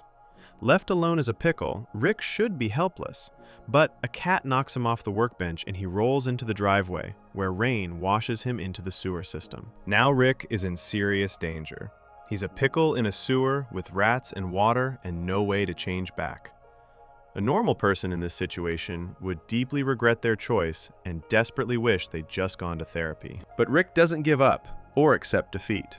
Instead, he decides to survive and escape using only his intellect and whatever materials he can find in this hostile environment. Rick kills a cockroach and uses its nerve endings to create a way to control his pickle body's movement. Then he kills rats, harvesting their body parts to build himself a functioning body with limbs, joints, and mobility. He turns himself into a grotesque cyborg pickle creature using scavenged animal parts and his scientific knowledge. This sequence is elaborate and visually striking. It shows Rick's genius in using limited resources to solve seemingly impossible problems. He goes from helpless vegetable to dangerous fighter through pure intelligence and determination. The transformation is disgusting and violent, but it demonstrates Rick's refusal to accept helplessness or defeat, even in the most absurd circumstances. The rat body allows Rick to move and defend himself, but he's still stuck in the sewer. He discovers a way out through a secure facility, which turns out to be some kind of foreign agency conducting dangerous operations. Rick fights his way through the building, killing trained agents using improvised weapons and tactics. The action sequence is intense and creative, showing Rick is supremely capable even in the most absurd and disadvantageous circumstances. He's a pickle with rat limbs fighting human soldiers, and he wins through cleverness and ruthlessness. By the end of the sequence, he's killed dozens of people and left the facility in ruins. Rick eventually makes it to the therapy session, where his family is meeting with Dr. Wong. He crashes through the ceiling in his pickle rat body, covered in blood and viscera. The family is shocked, but not entirely surprised. This is the kind of thing Rick does. He's gone to extraordinary lengths and caused enormous destruction just to avoid 1 hour of sitting in a room talking about his feelings. The contrast between the effort he expended to avoid therapy and the minimal effort therapy would have required is stark. He was willing to risk death and commit mass murder to escape something as simple and safe as a conversation. Dr. Wong, the therapist, sees through Rick immediately. She's not impressed by his pickle transformation or his violent escape. She understands what it represents. She tells Rick directly that he went to more trouble to avoid therapy than therapy would have been. She suggests that this reveals something important about his psychology. He's willing to face extreme physical danger and exert enormous effort to avoid emotional vulnerability. This tells her that he fears self-examination more than he fears death. The lengths he'll go to avoid confronting himself are the real issue, not whatever problems the family wanted to discuss in therapy. Dr. Wong offers Rick a genuine insight about his behavior. She says that the thing about repairing and maintaining and cleaning is that it's not an adventure. There's no way to do it so wrong you might die. It's just work. And the bottom line is, some people are okay going to work and some people would rather die. She's identifying Rick's fundamental problem. He can handle adventures and danger and challenges because those things are exciting and keep him distracted. But he can't handle the boring, difficult work of maintaining relationships and examining himself. He'd literally rather turn into a pickle and fight through a building full of armed agents than sit still and be honest about his feelings. Rick's response to Dr. Wong's insight is dismissive and defensive. He makes sarcastic comments and tries to undermine her points. He can't accept what she's saying because accepting it would require acknowledging that he has problems he can't solve with intelligence and science. It would require admitting that his avoidance is fear rather than philosophical principle. It would mean recognizing that therapy might actually help him if he was willing to engage with it honestly. All of this contradicts Rick's self-image as someone who has everything figured out and doesn't need help from anyone. The episode ends with Rick and Beth bonding over their shared dysfunction while drunk together. Beth is impressed by Rick's pickle transformation and escape. She sees it as evidence of his genius rather than as evidence of his severe psychological problems.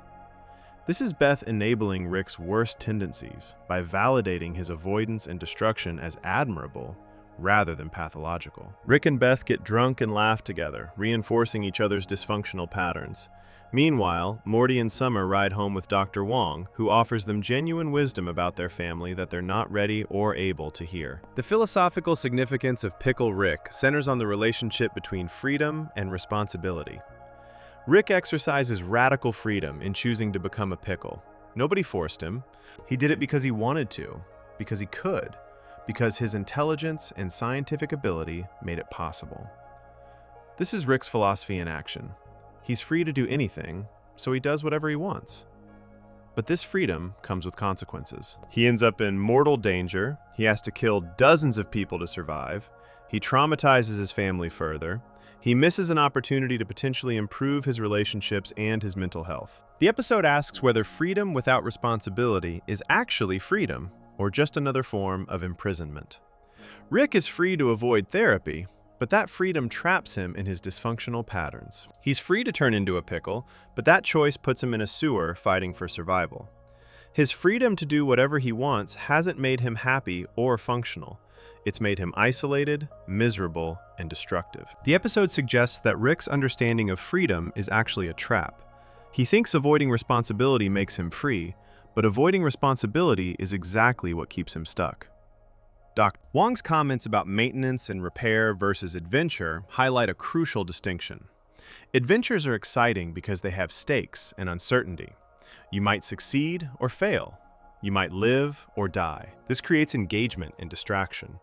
But maintaining relationships, mental health, and a functional life is boring, repetitive work with no dramatic payoffs. You do therapy not because it's exciting, but because it gradually makes things slightly better over time. Rick can't tolerate this kind of work because it doesn't provide the stimulation and distraction he needs to avoid confronting the emptiness of his existence. The episode also examines how intelligence can be used to avoid rather than to solve problems.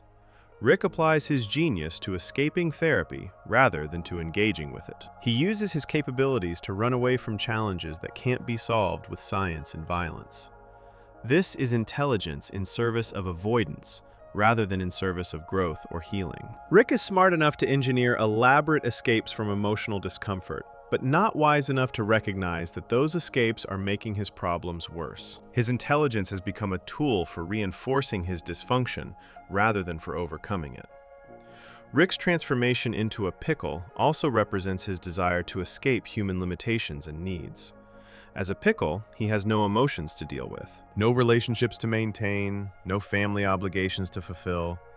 He's reduced himself to something simple and non-human, free from all the messy complications of being a person. This is Rick's fantasy, to transcend humanity entirely and exist as pure intelligence without feelings or connections. But the fantasy doesn't work. Even as a pickle, he ends up in danger and conflict. Even as a pickle, his problems follow him because his problems are internal rather than external. The violence Rick commits during his pickle rampage is philosophically significant. He kills many people to escape from the building and get to therapy. These are people with their own lives, families, and concerns. Rick treats them as obstacles to remove rather than as beings with value. This reflects his moral nihilism in practice. If nothing matters, then killing people who are in your way is no different from moving furniture that blocks a door. The episode doesn't dwell on the violence or present it as particularly wrong. It's just what Rick does to solve the problem of being trapped. Beth's response to Rick's pickle adventure reveals how she's internalized his values and enables his dysfunction. Instead of recognizing that Rick went to absurd and destructive lengths to avoid helping his family, Beth admires his ingenuity and success. She's proud that her father is capable of such amazing feats. She validates his choice to prioritize individual freedom over family responsibility. This is Beth choosing to be like Rick rather than like a healthy parent. She's choosing the excitement of Rick's adventures over the boring work of being present and emotionally available to her children. Pickle Rick ultimately functions as a critique of Rick's entire philosophical approach to life. The episode shows that avoiding responsibility doesn't make you free. It makes you a pickle fighting rats in a sewer. It shows that using intelligence to escape problems rather than to solve them leads to escalating disasters. It shows that the work of maintaining mental health and relationships might be boring, but it's necessary for actually living well. Rick ends the episode having learned nothing. Still drunk, still avoiding, still stuck in the same patterns. Before we move on, make sure to subscribe if you're enjoying this breakdown. Rick's rejection of responsibility connects to how he understands reality itself, particularly the multiverse structure that makes every choice simultaneously significant and meaningless. Section 8. The Multiverse and Infinite Possibility. The concept of infinite parallel universes forms the structural foundation of Rick and Morty's reality, and understanding how the multiverse functions in the show reveals profound philosophical implications about choice, consequence, identity, and meaning. The multiverse isn't just a science fiction device that allows for varied adventures. It's a philosophical framework that challenges fundamental assumptions about what makes life significant and whether individual choices matter in any ultimate sense. This section examines how infinite possibility affects the show's approach to morality, identity, and meaning. The basic premise of the multiverse in Rick and Morty is that infinite universes exist, and in these infinite universes, every possible variation of every possible event occurs. There are universes where Rick is human, and universes where he's different species. There are universes where Earth was never invaded by aliens, and universes where it was destroyed in countless different ways. There are universes where Morty is brave, and universes where he's cowardly. Every choice that could be made is made somewhere. Every event that could happen does happen somewhere. This infinite multiplication of possibility is the reality that Rick navigates with his portal gun. The immediate philosophical problem created by infinite universes is that nothing is unique. Whatever happens to you in this universe doesn't happen to another version of you in a different universe. You make one choice here, and another you makes the opposite choice there. This drains meaning from individual choices and experiences. How can your choice be significant if every possible choice is being made by some version of you? How can your life be special if infinite versions of your life exist with every possible variation? The multiverse structure suggests that uniqueness is impossible, and that significance must be based on something other than being special or different. The episode Close Rick Counters of the Rick Kind from Season 1 introduces the Citadel of Ricks, a civilization made up entirely of different versions of Rick from different dimensions. The Citadel shows that Rick isn't unique even among Ricks. There are thousands of versions of him, all equally intelligent, all equally capable. Some Ricks are similar to our Rick, and some are quite different. There are Ricks who work normal jobs, Ricks who are police officers, Ricks who are politicians. The infinite variation means that even Rick's genius and personality aren't unique to him. He's just one instance of a pattern that repeats across dimensions. The Citadel also reveals class divisions and inequality among Ricks. Some Ricks are wealthy and powerful. Others are poor and oppressed. There are even enslaved Mortys working for the dominant Ricks. This shows that infinite possibility doesn't mean infinite freedom or infinite good outcomes. It means infinite variation, including infinite suffering and injustice. The multiverse doesn't solve problems or create utopia. It just multiplies everything, good and bad, across infinite iterations. For every universe where things go well, there are universes where things go terribly. The average doesn't improve, it just spreads wider. Our Rick's response to the existence of infinite other Ricks is to maintain that he's the Rickest Rick, the most Rick-like of all possible Ricks. This is a claim to supremacy and uniqueness, despite the evidence that he's one of many. He needs to believe he's special, even though he knows intellectually that he can't be. This contradiction reveals Rick's psychological need for significance conflicting with his philosophical understanding that significance is impossible in a multiverse. He knows infinite Ricks exist, but he still wants to be the best one. the most important one, the one who matters most. The multiverse also creates the possibility of universe hopping when things go wrong, which Rick does in Rick Potion number 9. When one universe becomes uninhabitable or inconvenient, Rick can simply move to another universe where conditions are better. This ability undermines commitment and consequence. If you can escape any situation by jumping to a different universe, then you never have to face the long-term results of your actions. You never have to work through problems or repair damage you've caused. You can just leave and start fresh somewhere else, which is exactly what Rick does. This universe-hopping ability relates to what philosophers call moral hazard. Moral hazard is when someone is protected from consequences and therefore acts more recklessly than they would if they had to face those consequences. Rick can act without concern for long-term consequences because he knows he can always abandon a universe if things get too bad. This removes one of the main factors that would normally constrain behavior. Most people are careful partly because they have to live with the results of their choices. Rick doesn't have to live with results. He can just move to a universe where those results don't exist. The episode The Ricklantis Mix-Up from Season 3 explores life in the Citadel of Ricks in detail, showing various Ricks and Mortys living out different stories. We see a Morty running for political office, Ricks working factory jobs, young Mortys in school, and various other scenarios. The episode demonstrates that even in a society of infinite Ricks, the same social problems emerge. There's corruption, inequality, exploitation, and violence. The multiverse doesn't transcend human nature or social dysfunction, it just provides infinite contexts for that dysfunction to play out. Whatever problems exist in one universe exist in variations across infinite universes. The philosophical question raised by infinite universes is whether choice matters if all choices are made somewhere. When you choose option A in this universe, another you chooses option B in another universe. Both choices happen, both consequences occur. So did you really choose, or did the multiverse just generate all possibilities automatically? This threatens the concept of free will and moral responsibility. If all options are realized, then individual choice becomes meaningless. You're not creating one outcome instead of another. You're just experiencing one outcome, while other versions of you experience all the alternatives. Rick's awareness of the multiverse affects his ability to care about individuals. When someone dies in one universe, Rick knows that person still exists in countless other universes.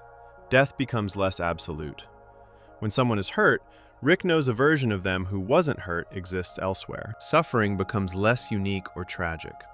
This awareness makes it difficult to invest emotionally in specific individuals or situations.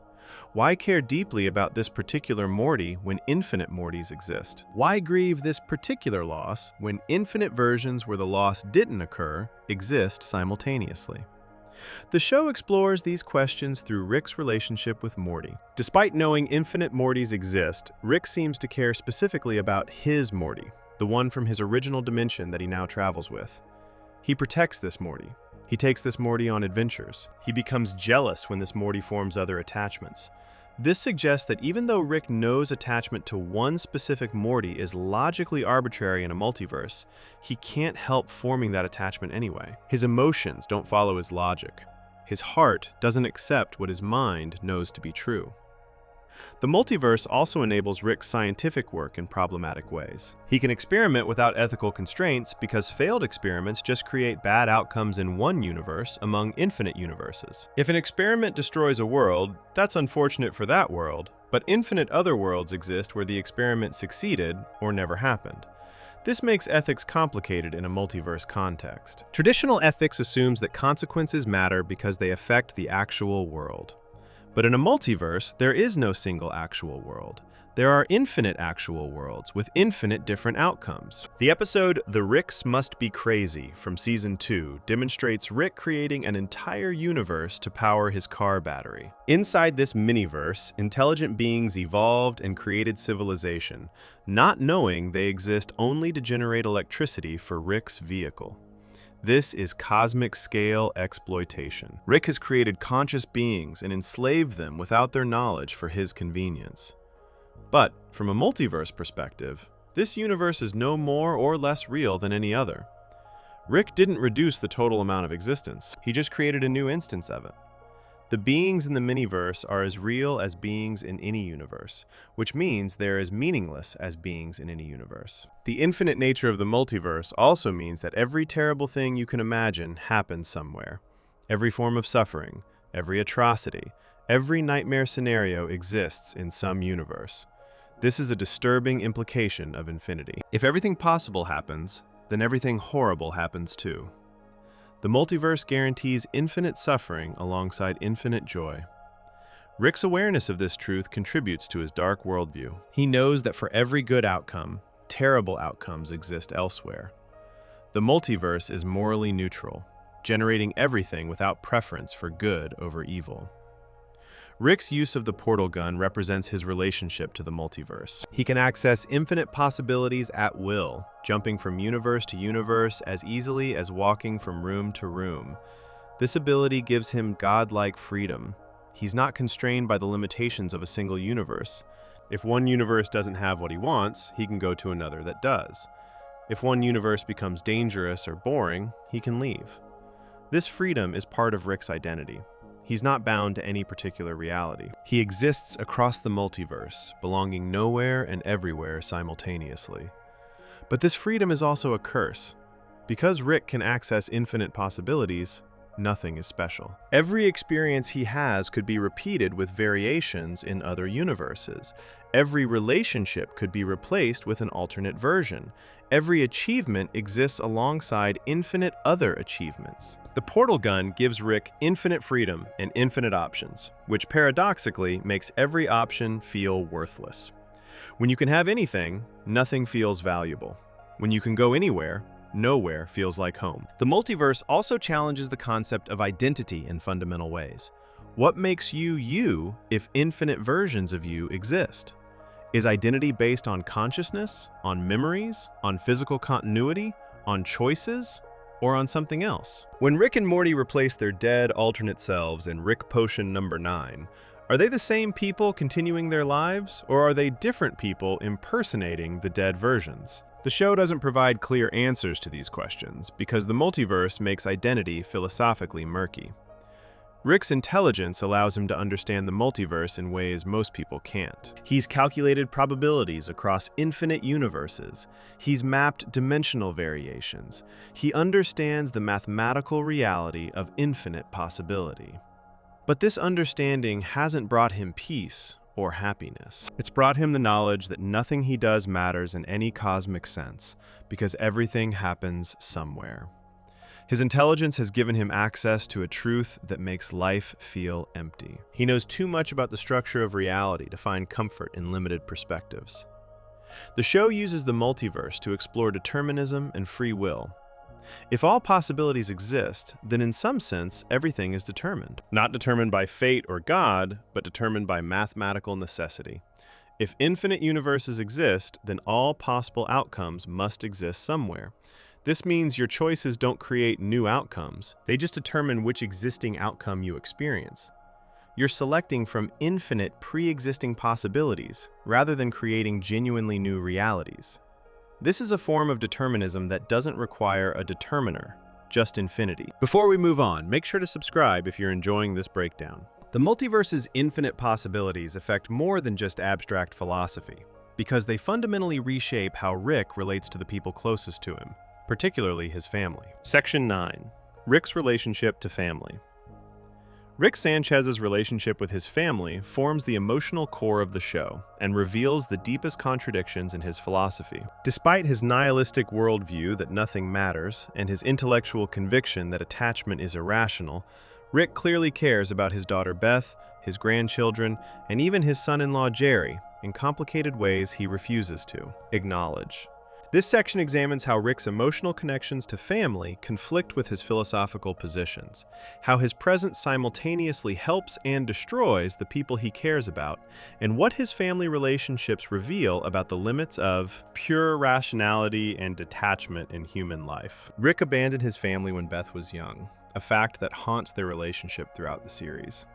We don't know all the details of why he left or where he went, but we know he was absent for most of Beth's childhood and adolescence. He returns to her life as an adult, moving into her garage and inserting himself into her family without really explaining where he's been or why he came back. This abandonment has shaped Beth's entire psychology. She spent her childhood wondering why her father left and whether she was good enough to make him stay. His return opens old wounds while also offering her something she's always wanted: a relationship with her brilliant, exciting father. Beth's need for Rick's approval drives much of her behavior throughout the series. She wants him to think she's smart, special, and worthy of his time and attention. She defends his presence in the house even when he causes problems. She chooses Rick over Jerry when their marriage falls apart, prioritizing her relationship with her father over her relationship with her husband. In the episode The ABCs of Beth from Season 3, Rick reveals that he created elaborate fantasy worlds for Beth as a child, places where she could escape and have adventures. Beth realizes that her childhood games in these fantasy worlds might have resulted in the deaths of other children, and she's horrified by this possibility. Rick's response to Beth's horror is to offer her a choice. He can make her a clone that will live her life while the real Beth goes off to have adventures in space. Or she can stay and continue her normal life. The episode ends ambiguously, with viewers not knowing whether the Beth we see is the original or the clone.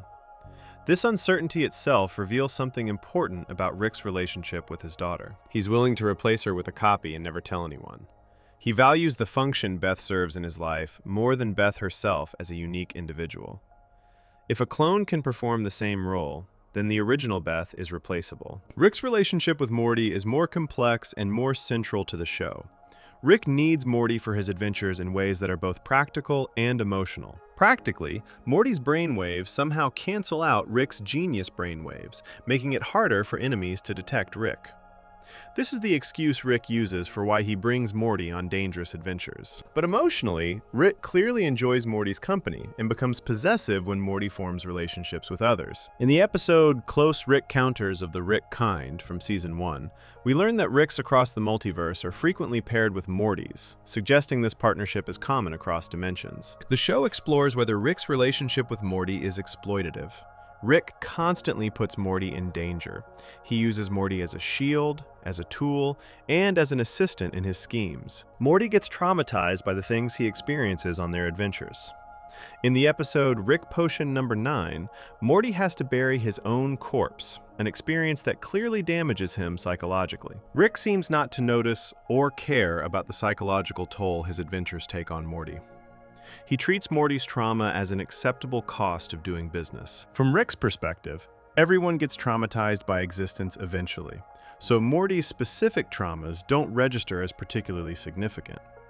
But Rick also protects Morty and shows genuine concern for his safety. In the episode A Wrinkle in Time from Season 2, Rick and Morty's timeline becomes unstable, and they start splitting into multiple versions of themselves. When the timelines collapse and one of them has to fall into a hole where time doesn't exist, Rick pushes Morty to safety and falls in himself. He's willing to sacrifice himself for Morty. Later, when Morty saves him, Rick is genuinely touched. He nearly says something emotional, but catches himself and makes a joke instead. This moment shows Rick's pattern of having real feelings but refusing to acknowledge or express them. Rick's relationship with Summer, Beth's daughter, develops over the course of the series. Initially, Rick largely ignores Summer.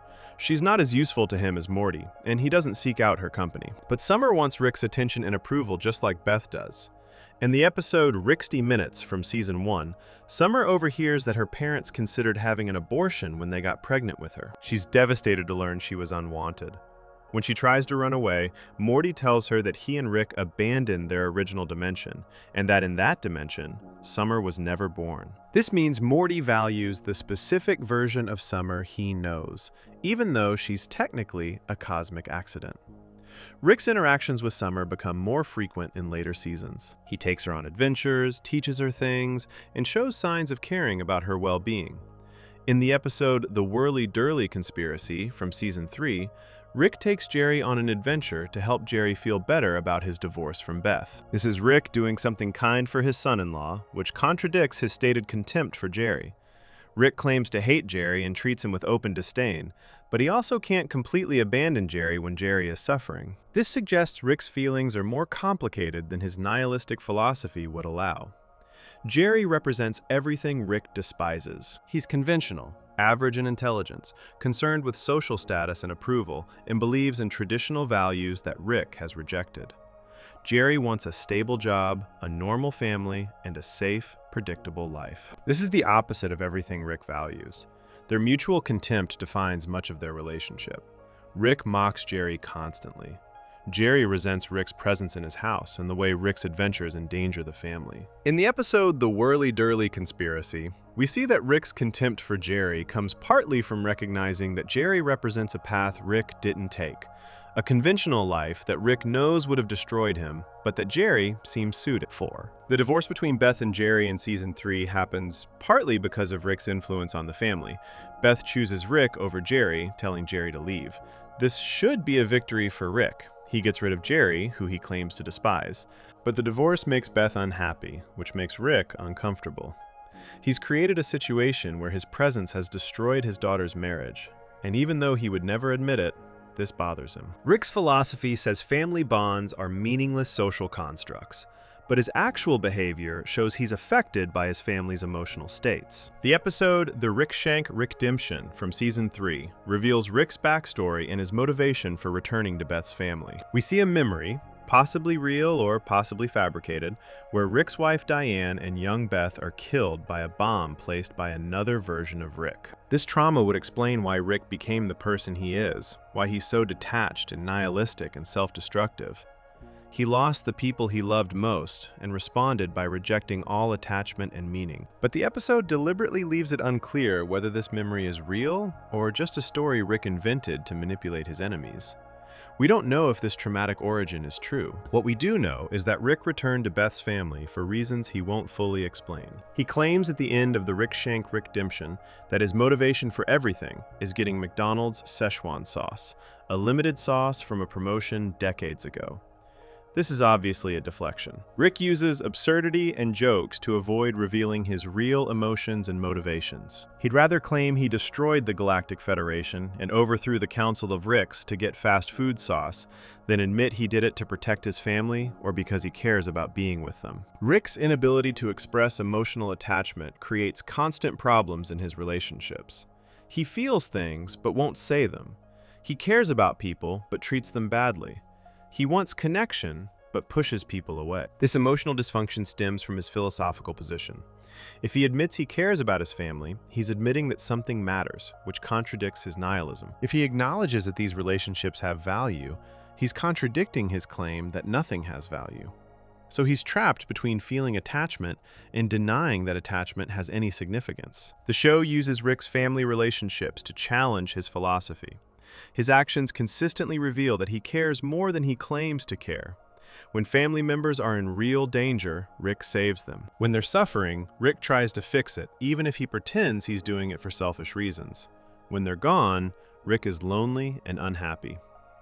These emotional realities contradict his intellectual position that relationships are meaningless. The show suggests that Rick's philosophy might be intellectually correct, but emotionally unsustainable. Humans need connection, even if that connection is cosmically meaningless. Beth's psychology has been shaped by Rick's abandonment and return in ways that mirror his own dysfunction.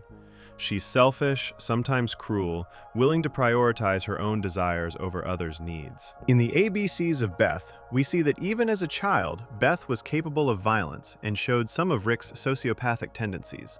Rick's genetics and his parenting, such as it was, have created a daughter who shares many of his worst qualities. Beth is basically a less intelligent version of Rick, someone with his capacity for cruelty and detachment, but without his genius to justify or enable it. The question of whether Rick's presence in the family is ultimately good or bad for them remains unresolved. On one hand, Rick brings excitement, adventure, and protection from various threats. He solves problems the family couldn't solve on their own. He expands their understanding of what's possible. On the other hand, he traumatizes the kids, destroys Beth's marriage, creates constant danger, and models dysfunctional behavior that the family members internalize. Morty is becoming more like Rick, which seems like a loss of innocence rather than growth. Beth is becoming more like Rick, which is destroying her capacity for normal relationships. Rick's relationship with baby Stewie— Wait, that's the wrong show. Rick's relationship with baby Morty, before Morty was old enough to go on adventures, is not shown in detail, but is referenced occasionally. Rick returned when Morty was already school-aged, missing Morty's early childhood just as he missed Beth's. This pattern of absence and return defines Rick's approach to family. He leaves for years or decades, then comes back expecting to be welcomed. He doesn't maintain consistent presence or fulfill normal family obligations. He shows up when he feels like it and disappears when things get uncomfortable. The family's dependence on Rick creates an unhealthy dynamic. Beth depends on Rick for validation and approval. Morty depends on Rick for excitement and meaning in his life. Summer wants Rick's attention and inclusion in his adventures. Even Jerry, who hates Rick, is affected by Rick's presence and judgments.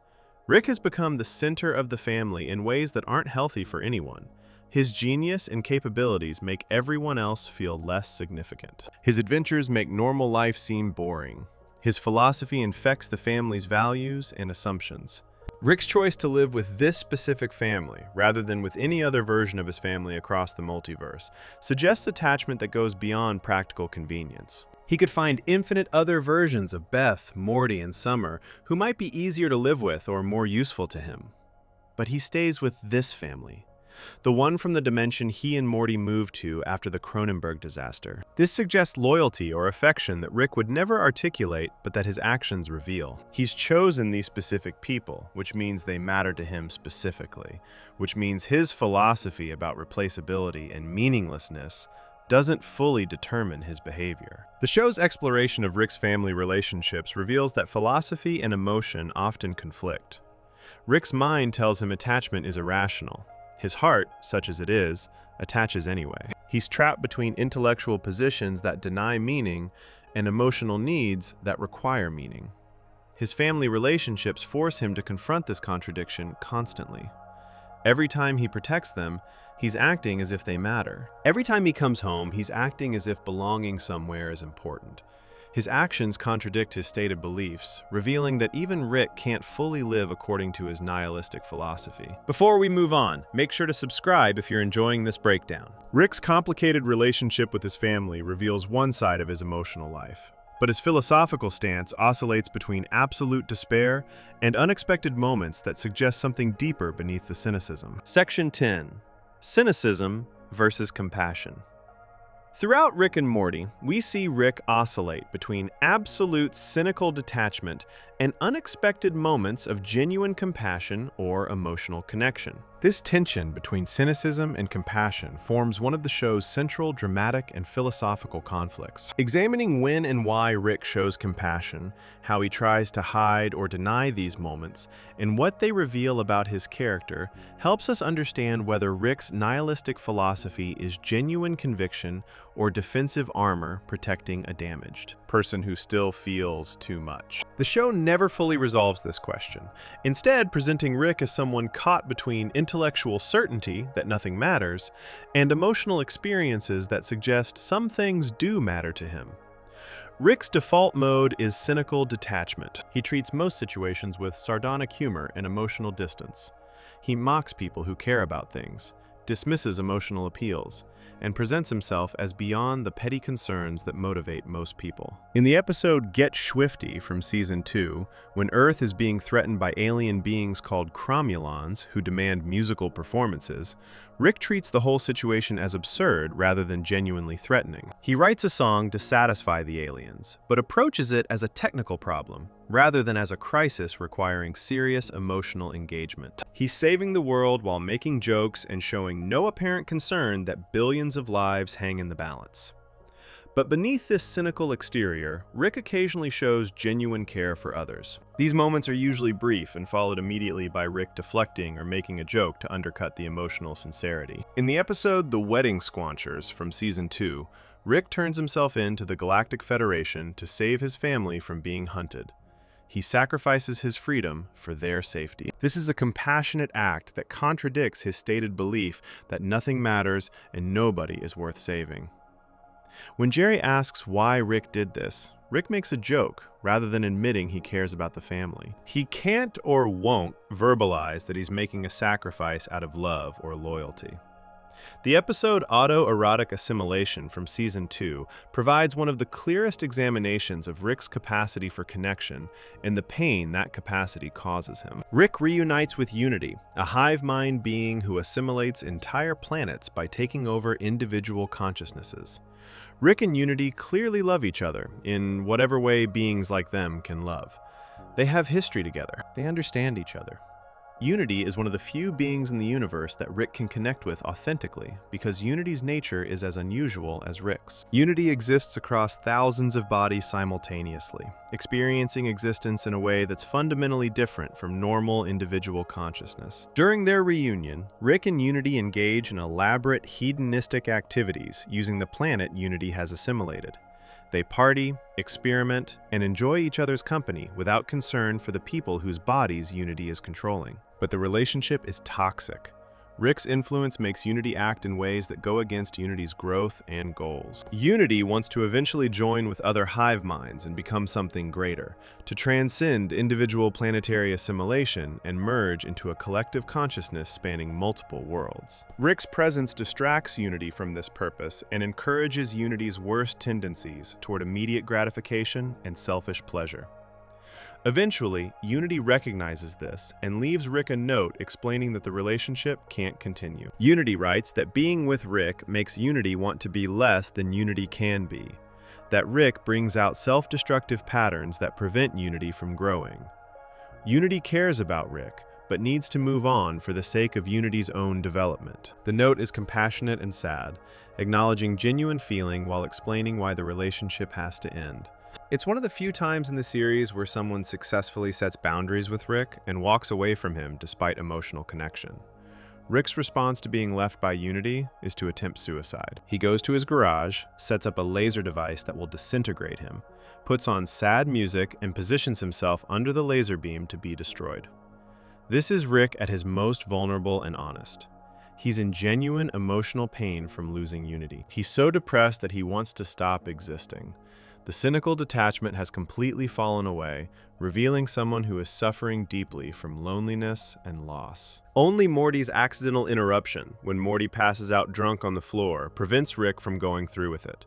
The laser activates, but Morty's body blocks it, saving Rick's life without Morty even knowing what he's done. This suicide attempt reveals that Rick's cynicism is at least partly a defense mechanism. He acts like nothing matters because caring about things causes him unbearable pain. He's lost people before, possibly including his wife and daughter in the backstory shown in the Rick Shank Redemption. He knows that attachment leads to loss, and loss leads to suffering. His solution is to try not to attach, to maintain cynical distance from everything and everyone. But he's not actually capable of complete detachment. He still feels, he still connects, he still suffers when those connections are broken. The philosophy that was supposed to protect him from pain doesn't actually work. The show presents several moments where Rick shows compassion for strangers or people outside his immediate family. In the episode Ricksy Business from Season 1, Rick throws a party and invites beings from across the universe to his house while Beth and Jerry are away. The party gets out of control and destroys the house, leaving massive damage. When Beth and Jerry return early and see the destruction, the family is upset. Rick uses time manipulation technology to repair all the damage, restoring everything to exactly how it was before the party. He didn't have to do this. He could have left the destruction and let the family deal with it. But he fixed it, showing that he does care about their comfort and about repairing damage he caused. In the episode Total Recall from Season 2, the family is infected by parasites that create false memories of people who don't exist. Rick figures out how to identify the parasites by realizing they can only create positive memories, while real relationships include negative experiences too. He works to eliminate the parasites and protect the family. During this crisis, Rick protects everyone and solves the problem methodically. He could have abandoned them to save himself, but he stays and helps. His actions consistently show more care than his words would suggest. Rick's compassion often appears in indirect or hidden ways. He won't say he cares, but he'll solve problems for people. He won't express emotion, but he'll risk his safety for others. The tension between cynicism and compassion appears in how Rick treats Morty throughout the series. He constantly insults Morty, tells him he's stupid, and seems to barely tolerate his presence. But he also teaches Morty things, protects him from danger, and becomes jealous when Morty forms relationships with others. In the episode Big Trouble in Little Sanchez from Season 2, Rick transfers his consciousness into a teenage clone body to go undercover at Morty and Summer's high school. The teenage body brings out emotions Rick usually suppresses. He starts acting like an actual teenager, forming friendships and enjoying social activities. This suggests Rick's cynicism is something he maintains through effort, and that underneath it, he has normal human emotional needs for connection and belonging. Rick's relationship with Bird Person demonstrates his capacity for genuine friendship. Bird Person is one of Rick's oldest friends, someone Rick met during his days as a rebel fighting the Galactic Federation.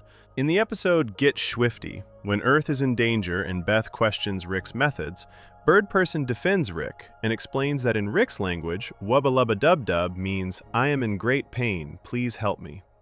This shows Rick has maintained at least one long-term friendship based on mutual respect. Rick values this friendship, even though he would never say so directly. When Bird Person is killed and turned into a cyborg called Phoenix Person in The Wedding Squanchers, Rick is clearly affected. Bird Person was getting married to Tammy, who turned out to be an undercover agent for the Galactic Federation. She killed Bird Person at his own wedding. Rick has lost one of the few beings in the universe he considered a friend. This loss contributes to Rick's decision to turn himself in to the Federation. He's protecting his family, but he's also processing grief. His cynicism can't completely hide his pain at losing someone who mattered to him. Rick's moments of compassion often involve recognizing suffering in others that mirrors his own suffering. In the episode The Old Man in the Seat from Season 4, Rick discovers that someone has been using his private toilet, a secret place he created on a distant planet where he goes to be completely alone. When he finally meets this person, an alien named Tony, Rick finds someone who understands the need for a private place to process existence. They form a brief connection based on mutual understanding of needing escape and solitude. The show suggests that Rick's cynicism is partly genuine philosophical conviction and partly protective facade. He really does believe that existence is meaningless and that nothing has inherent value. But he also feels emotional pain, forms attachments, and seeks connection despite believing these things are irrational. The cynicism protects him from fully experiencing the pain that connection inevitably brings. If he can maintain ironic distance from everything, then loss can't hurt him as much. But the protection isn't perfect. He still hurts. He still cares. He just tries to hide it from others and from himself. Rick's compassion appears most clearly when he's not thinking about it, when he acts on instinct rather than according to his philosophy. When family members are in immediate danger, Rick saves them without hesitation. He doesn't pause to consider whether saving them is rationally justified. He just acts to protect them. This suggests that compassion is more fundamental to Rick than cynicism. The cynicism is a layer he's added through philosophical reasoning. The compassion is his natural emotional response that he tries to suppress or deny, but that emerges anyway when he's not consciously controlling his behavior. The moments when Rick shows genuine emotion are usually followed by him making a joke, leaving the room, or otherwise deflecting from the vulnerability he just displayed. He can't tolerate being seen as someone who cares because caring contradicts his self-image as beyond human weakness. Rick's oscillation between cynicism and compassion creates unpredictability in his relationships. People never know which Rick they're going to get. Sometimes he's helpful and protective, sometimes he's cruel and dismissive. This inconsistency makes him difficult to trust or rely on. But it also makes him more human and complex than if he were simply a pure nihilist with no emotional life. The show doesn't resolve this tension between cynicism and compassion. Rick remains caught between his intellectual conviction that nothing matters and his emotional reality that some things do matter to him. This unresolved contradiction is part of what makes Rick's philosophy tragic rather than triumphant. He's right that existence is meaningless from a cosmic perspective, but he's still a being that evolved to need meaning, connection, and purpose. He can't think his way out of his emotional needs, and he can't feel his way out of his intellectual understanding. He's trapped between two incompatible truths about human existence. Before we move on, make sure to subscribe if you're enjoying this breakdown. The contradiction between Rick's cynical philosophy and his moments of genuine feeling connects to a larger question about whether his intelligence ultimately helps or harms him as a person. Section 11. The Limits of Genius. Rick Sanchez is presented as the smartest person in the universe, but this supreme intelligence has not brought him happiness, fulfillment, or peace. Instead, his genius has led to isolation, self-destruction, addiction, and despair. This section examines the paradox at the heart of Rick's character, how extraordinary intelligence combined with his philosophical nihilism creates a life that is brilliant but miserable, powerful but empty, and how the show uses Rick to explore whether genius without wisdom or emotional health is actually a curse rather than a gift. The most obvious limit of Rick's genius is that it cannot solve his emotional and psychological problems. Rick can build devices that manipulate time, create universes, travel between dimensions, and accomplish feats that seem like magic. But he cannot make himself happy. He cannot cure his depression. He cannot fix his relationships. He cannot find meaning or purpose that satisfies him. His intelligence is supreme when applied to external technical problems, but completely useless when applied to internal human problems. This reveals that different types of problems require different types of solutions, and that intellectual brilliance alone is insufficient for living well. Rick's genius has given him the ability to see reality more clearly than almost anyone else, and this clarity is unbearable. He understands that the universe operates according to physical laws with no concern for meaning or morality. He knows that consciousness is a product of chemical reactions in brains. He sees that all values and meanings are human constructions with no basis in objective reality. This knowledge, which his genius made accessible, has destroyed his capacity for the comforting illusions that allow most people to function. He's too smart to believe in God, destiny, cosmic justice, or ultimate purpose. His intelligence has given him truth, and that truth has made him miserable. The episode Rest and Rick-laxation from Season 3 explores the idea that Rick's intelligence might be inseparable from his psychological problems. Rick and Morty go to an alien spa that removes their toxic personality traits, separating these traits into physical manifestations. Rick's toxic traits include his arrogance, his cruelty, and his self-destructive patterns. But the episode suggests that these toxic traits are connected to what makes Rick intelligent and capable. When the toxic traits are removed, Rick becomes healthier, but also seems less like himself. The implication is that Rick's genius and his damage might be two sides of the same coin, that you can't have one without the other. Rick's intelligence has also created a problem of scale. He's solved so many problems and accomplished so many incredible things that nothing feels challenging or meaningful anymore. Most people find satisfaction in overcoming obstacles and achieving goals. But Rick has reached a level where almost nothing is difficult for him. He can solve most problems quickly and easily. This removes the sense of accomplishment that comes from struggling toward goals. When everything is easy, nothing feels rewarding. His genius has made most challenges trivial, which removes a major source of meaning and satisfaction from his life.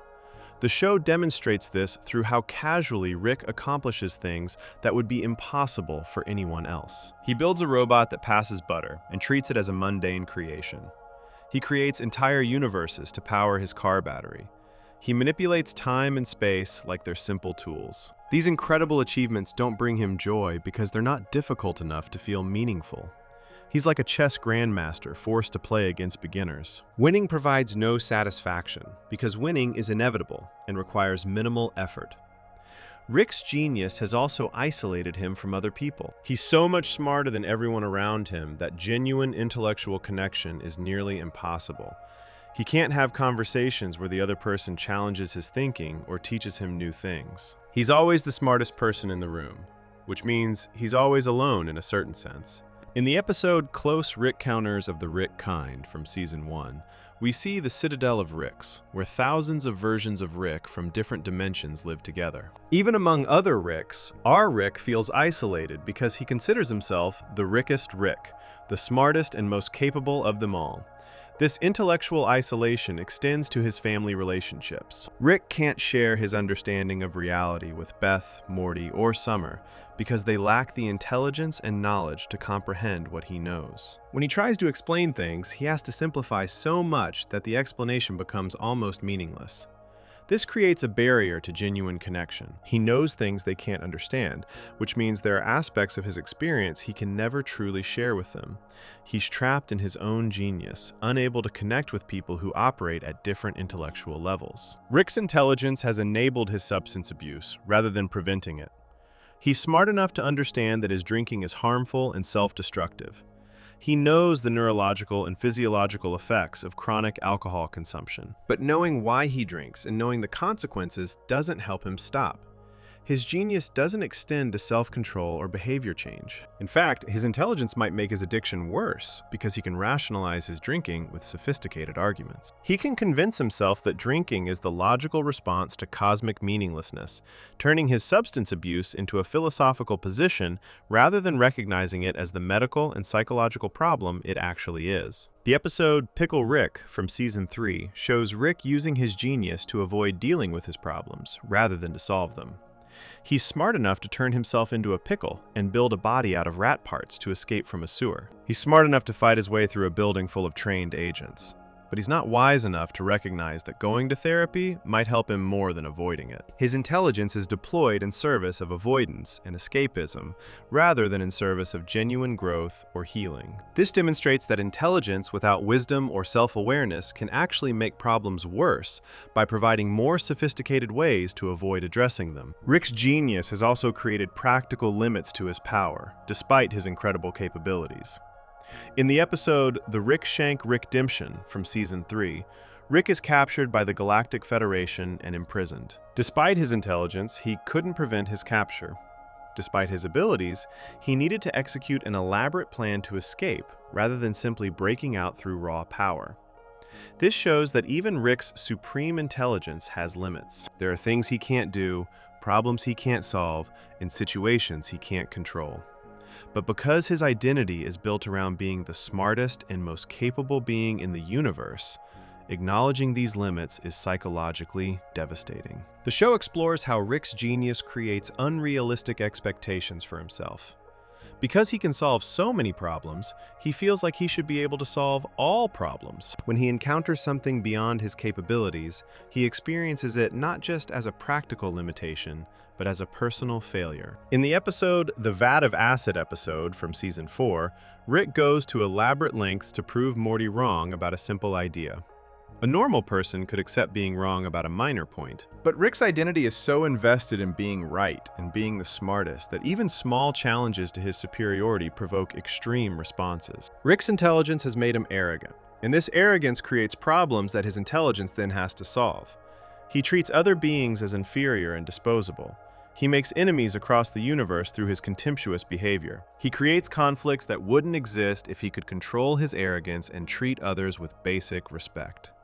His genius solves the technical problems his arrogance creates, but it doesn't address the root cause. He's trapped in a cycle where his intelligence enables arrogance, arrogance creates problems, and intelligence solves those problems while reinforcing the arrogance.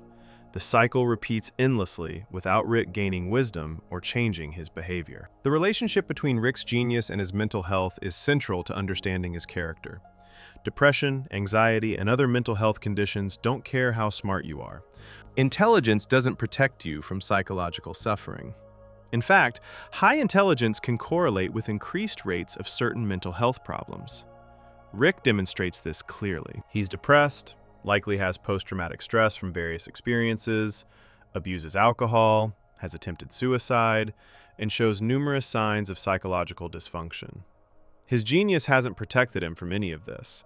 If anything, it's made his mental health worse by giving him clearer understanding of why existence is meaningless. Rick's genius also manifests in his ability to predict and manipulate events, but this ability removes spontaneity and surprise from his life. When you can predict most outcomes and manipulate most situations, life becomes boring. Mystery disappears. Uncertainty vanishes. These might seem like good things, but they're actually crucial to engagement and interest. If you always know what's going to happen, nothing is exciting. Rick has optimized so much of his life that he's removed the elements that make life feel alive and worth living. His intelligence has solved life's puzzles so completely that there are no puzzles left to solve. The episode The Old Man and the Seat from Season 4 addresses this directly. Rick has created a perfect private toilet on a distant planet where he can be completely alone. When someone else discovers and uses this toilet, Rick becomes obsessed with finding them. He eventually meets Tony, an alien who is also dealing with existential despair. Tony explains that he found Rick's toilet the same way Rick did, by seeking somewhere to be utterly alone with the weight of existence. The two share a moment of connection based on mutual understanding of how burdensome consciousness can be. When Tony later dies, Rick is affected by the loss, showing that even brief connections matter despite his philosophy denying their importance. Rick's genius has given him power over reality itself through his inventions and technology. But power without purpose is meaningless. Rick can do almost anything, but he doesn't know what to do. He doesn't have goals that satisfy him. He doesn't have purposes that feel meaningful. He has infinite means, but no meaningful ends. This is perhaps the deepest limit of his genius. It's given him unprecedented power over the physical world, but hasn't given him any idea of what to do with that power that would actually make his life better or more meaningful. The show also explores how Rick's genius makes him unable to accept help from others. He's so accustomed to being the smartest person in any situation that asking for help or accepting advice feels like admitting inadequacy. In Pickle Rick, Dr. Wong offers him genuine insight into his behavior and psychological patterns, but Rick can't accept this help because accepting it would mean admitting that someone else understands something he doesn't. His genius has made him so proud and so invested in his own superiority that he can't learn from others even when they have knowledge or perspectives he lacks. Rick's intelligence has also created the problem of living too long, or potentially living forever. He's developed technologies that can extend life, transfer consciousness between bodies, and potentially achieve immortality. But living longer doesn't solve the problem of meaninglessness.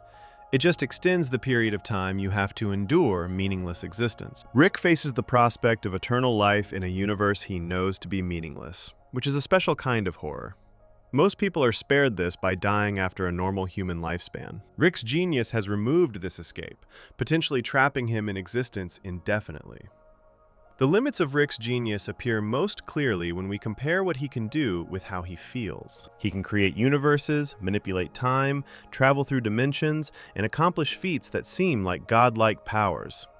But he's depressed, lonely, addicted, and has attempted suicide. He's achieved more than almost any being in the universe, but he's not happy. This demonstrates conclusively that intelligence and capability don't automatically produce well-being or satisfaction. You can be supremely intelligent and supremely miserable at the same time. The genius that allows Rick to solve external problems has not helped him solve the internal problem of how to live well. Before we move on, make sure to subscribe if you're enjoying this breakdown. After examining all these aspects of Rick's philosophy and psychology, we can now reflect on what his character teaches us about meaning, purpose, and how to live in a universe that doesn't care whether we exist. Section 12. What Rick's philosophy teaches about our own world. After spending this entire video examining Rick Sanchez through a philosophical lens, looking at his nihilism, his existential despair, his relationships, his genius and its limits, can step back and ask what Rick's story reveals about real human struggles with meaning, purpose, and identity. Rick is a fictional character in an animated science fiction comedy, but the philosophical questions he embodies are genuine questions that real people face. Understanding what the show is saying through Rick helps us think about our own lives and how to approach existence in a universe that might not care whether we exist. The first and most important lesson from Rick's philosophy is that being intellectually correct doesn't mean being practically right about how to live.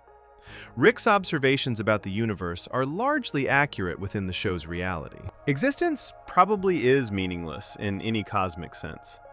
Values and morality probably are human constructions rather than objective features of reality. Nothing we do probably matters in any ultimate way. Rick has identified real truths about the nature of existence. But accepting these truths and building a life around them has made him absolutely miserable. The show suggests through Rick's example that philosophical truth and practical wisdom are different things. Rick demonstrates what happens when you try to live according to pure nihilistic philosophy without making compromises or creating meaning, despite knowing that meaning is constructed. He's followed his logic to its endpoint and discovered that the endpoint is despair, isolation, and self-destruction. This serves as a warning about taking certain philosophical positions too seriously or too literally. You can acknowledge that existence is meaningless while still choosing to act as if things matter. You can recognize that values are constructed while still committing to values. Rick's refusal to make these compromises shows where uncompromising nihilism leads. The show also uses Rick to explore the relationship between intelligence and happiness. Our culture often assumes that being smarter leads to better outcomes in life. We value intelligence and try to increase it through education. But Rick shows that extreme intelligence without emotional development, without wisdom, without healthy relationships, without purpose, leads to outcomes that are impressive but not enviable. He's the smartest person in the universe and one of the unhappiest.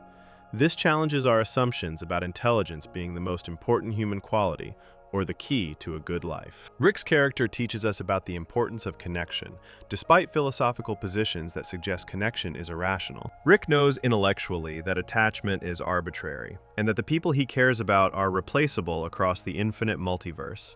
But he attaches anyway, because humans are social animals who evolved to need connection. His suffering comes partly from the conflict between what he knows intellectually and what he needs emotionally. The lesson is that our emotional and social needs are real and important, even if we can't justify them philosophically. Denying these needs in favor of pure logic leads to psychological damage. The show demonstrates through Rick that avoidance and escapism don't solve problems, even when you're smart enough to create incredibly elaborate escapes. Rick uses his genius to avoid dealing with his emotions, his relationships, and his psychological issues. He turns himself into a pickle to avoid therapy. He jumps to different dimensions to avoid consequences. He stays drunk to avoid feeling. But all of this avoidance just preserves and reinforces his problems rather than resolving them. The lesson applies to everyone. You can't escape from yourself, and trying to do so through distraction or substance use just delays and worsens the reckoning you'll eventually face. Rick's relationship with his family shows that love and connection persist, even when you intellectually reject their validity. Rick loves his daughter and grandchildren in his broken way, despite his philosophy saying love is meaningless. The show suggests through this contradiction that human emotions and bonds are more fundamental than philosophical positions. You can decide intellectually that relationships don't matter, but that decision doesn't eliminate your capacity to care or your need for connection. Rick's example shows that denying these fundamental needs causes suffering, regardless of how philosophically sophisticated your reasons for denying them might be. The show uses Rick to examine freedom and responsibility as intertwined rather than opposed. Rick exercises radical freedom by doing whatever he wants, whenever he wants. But this freedom hasn't liberated him. It's trapped him in patterns of self-destruction and isolation. The show suggests that real freedom might require accepting responsibility, making commitments, and constraining your behavior in ways that serve long-term well-being rather than immediate desires. Rick's unlimited freedom to do anything has produced worse outcomes than most people achieve with their limited, constrained lives. Rick's genius and its limits teach us about the different types of knowledge and capability that contribute to a good life. Rick has supreme scientific and technical knowledge.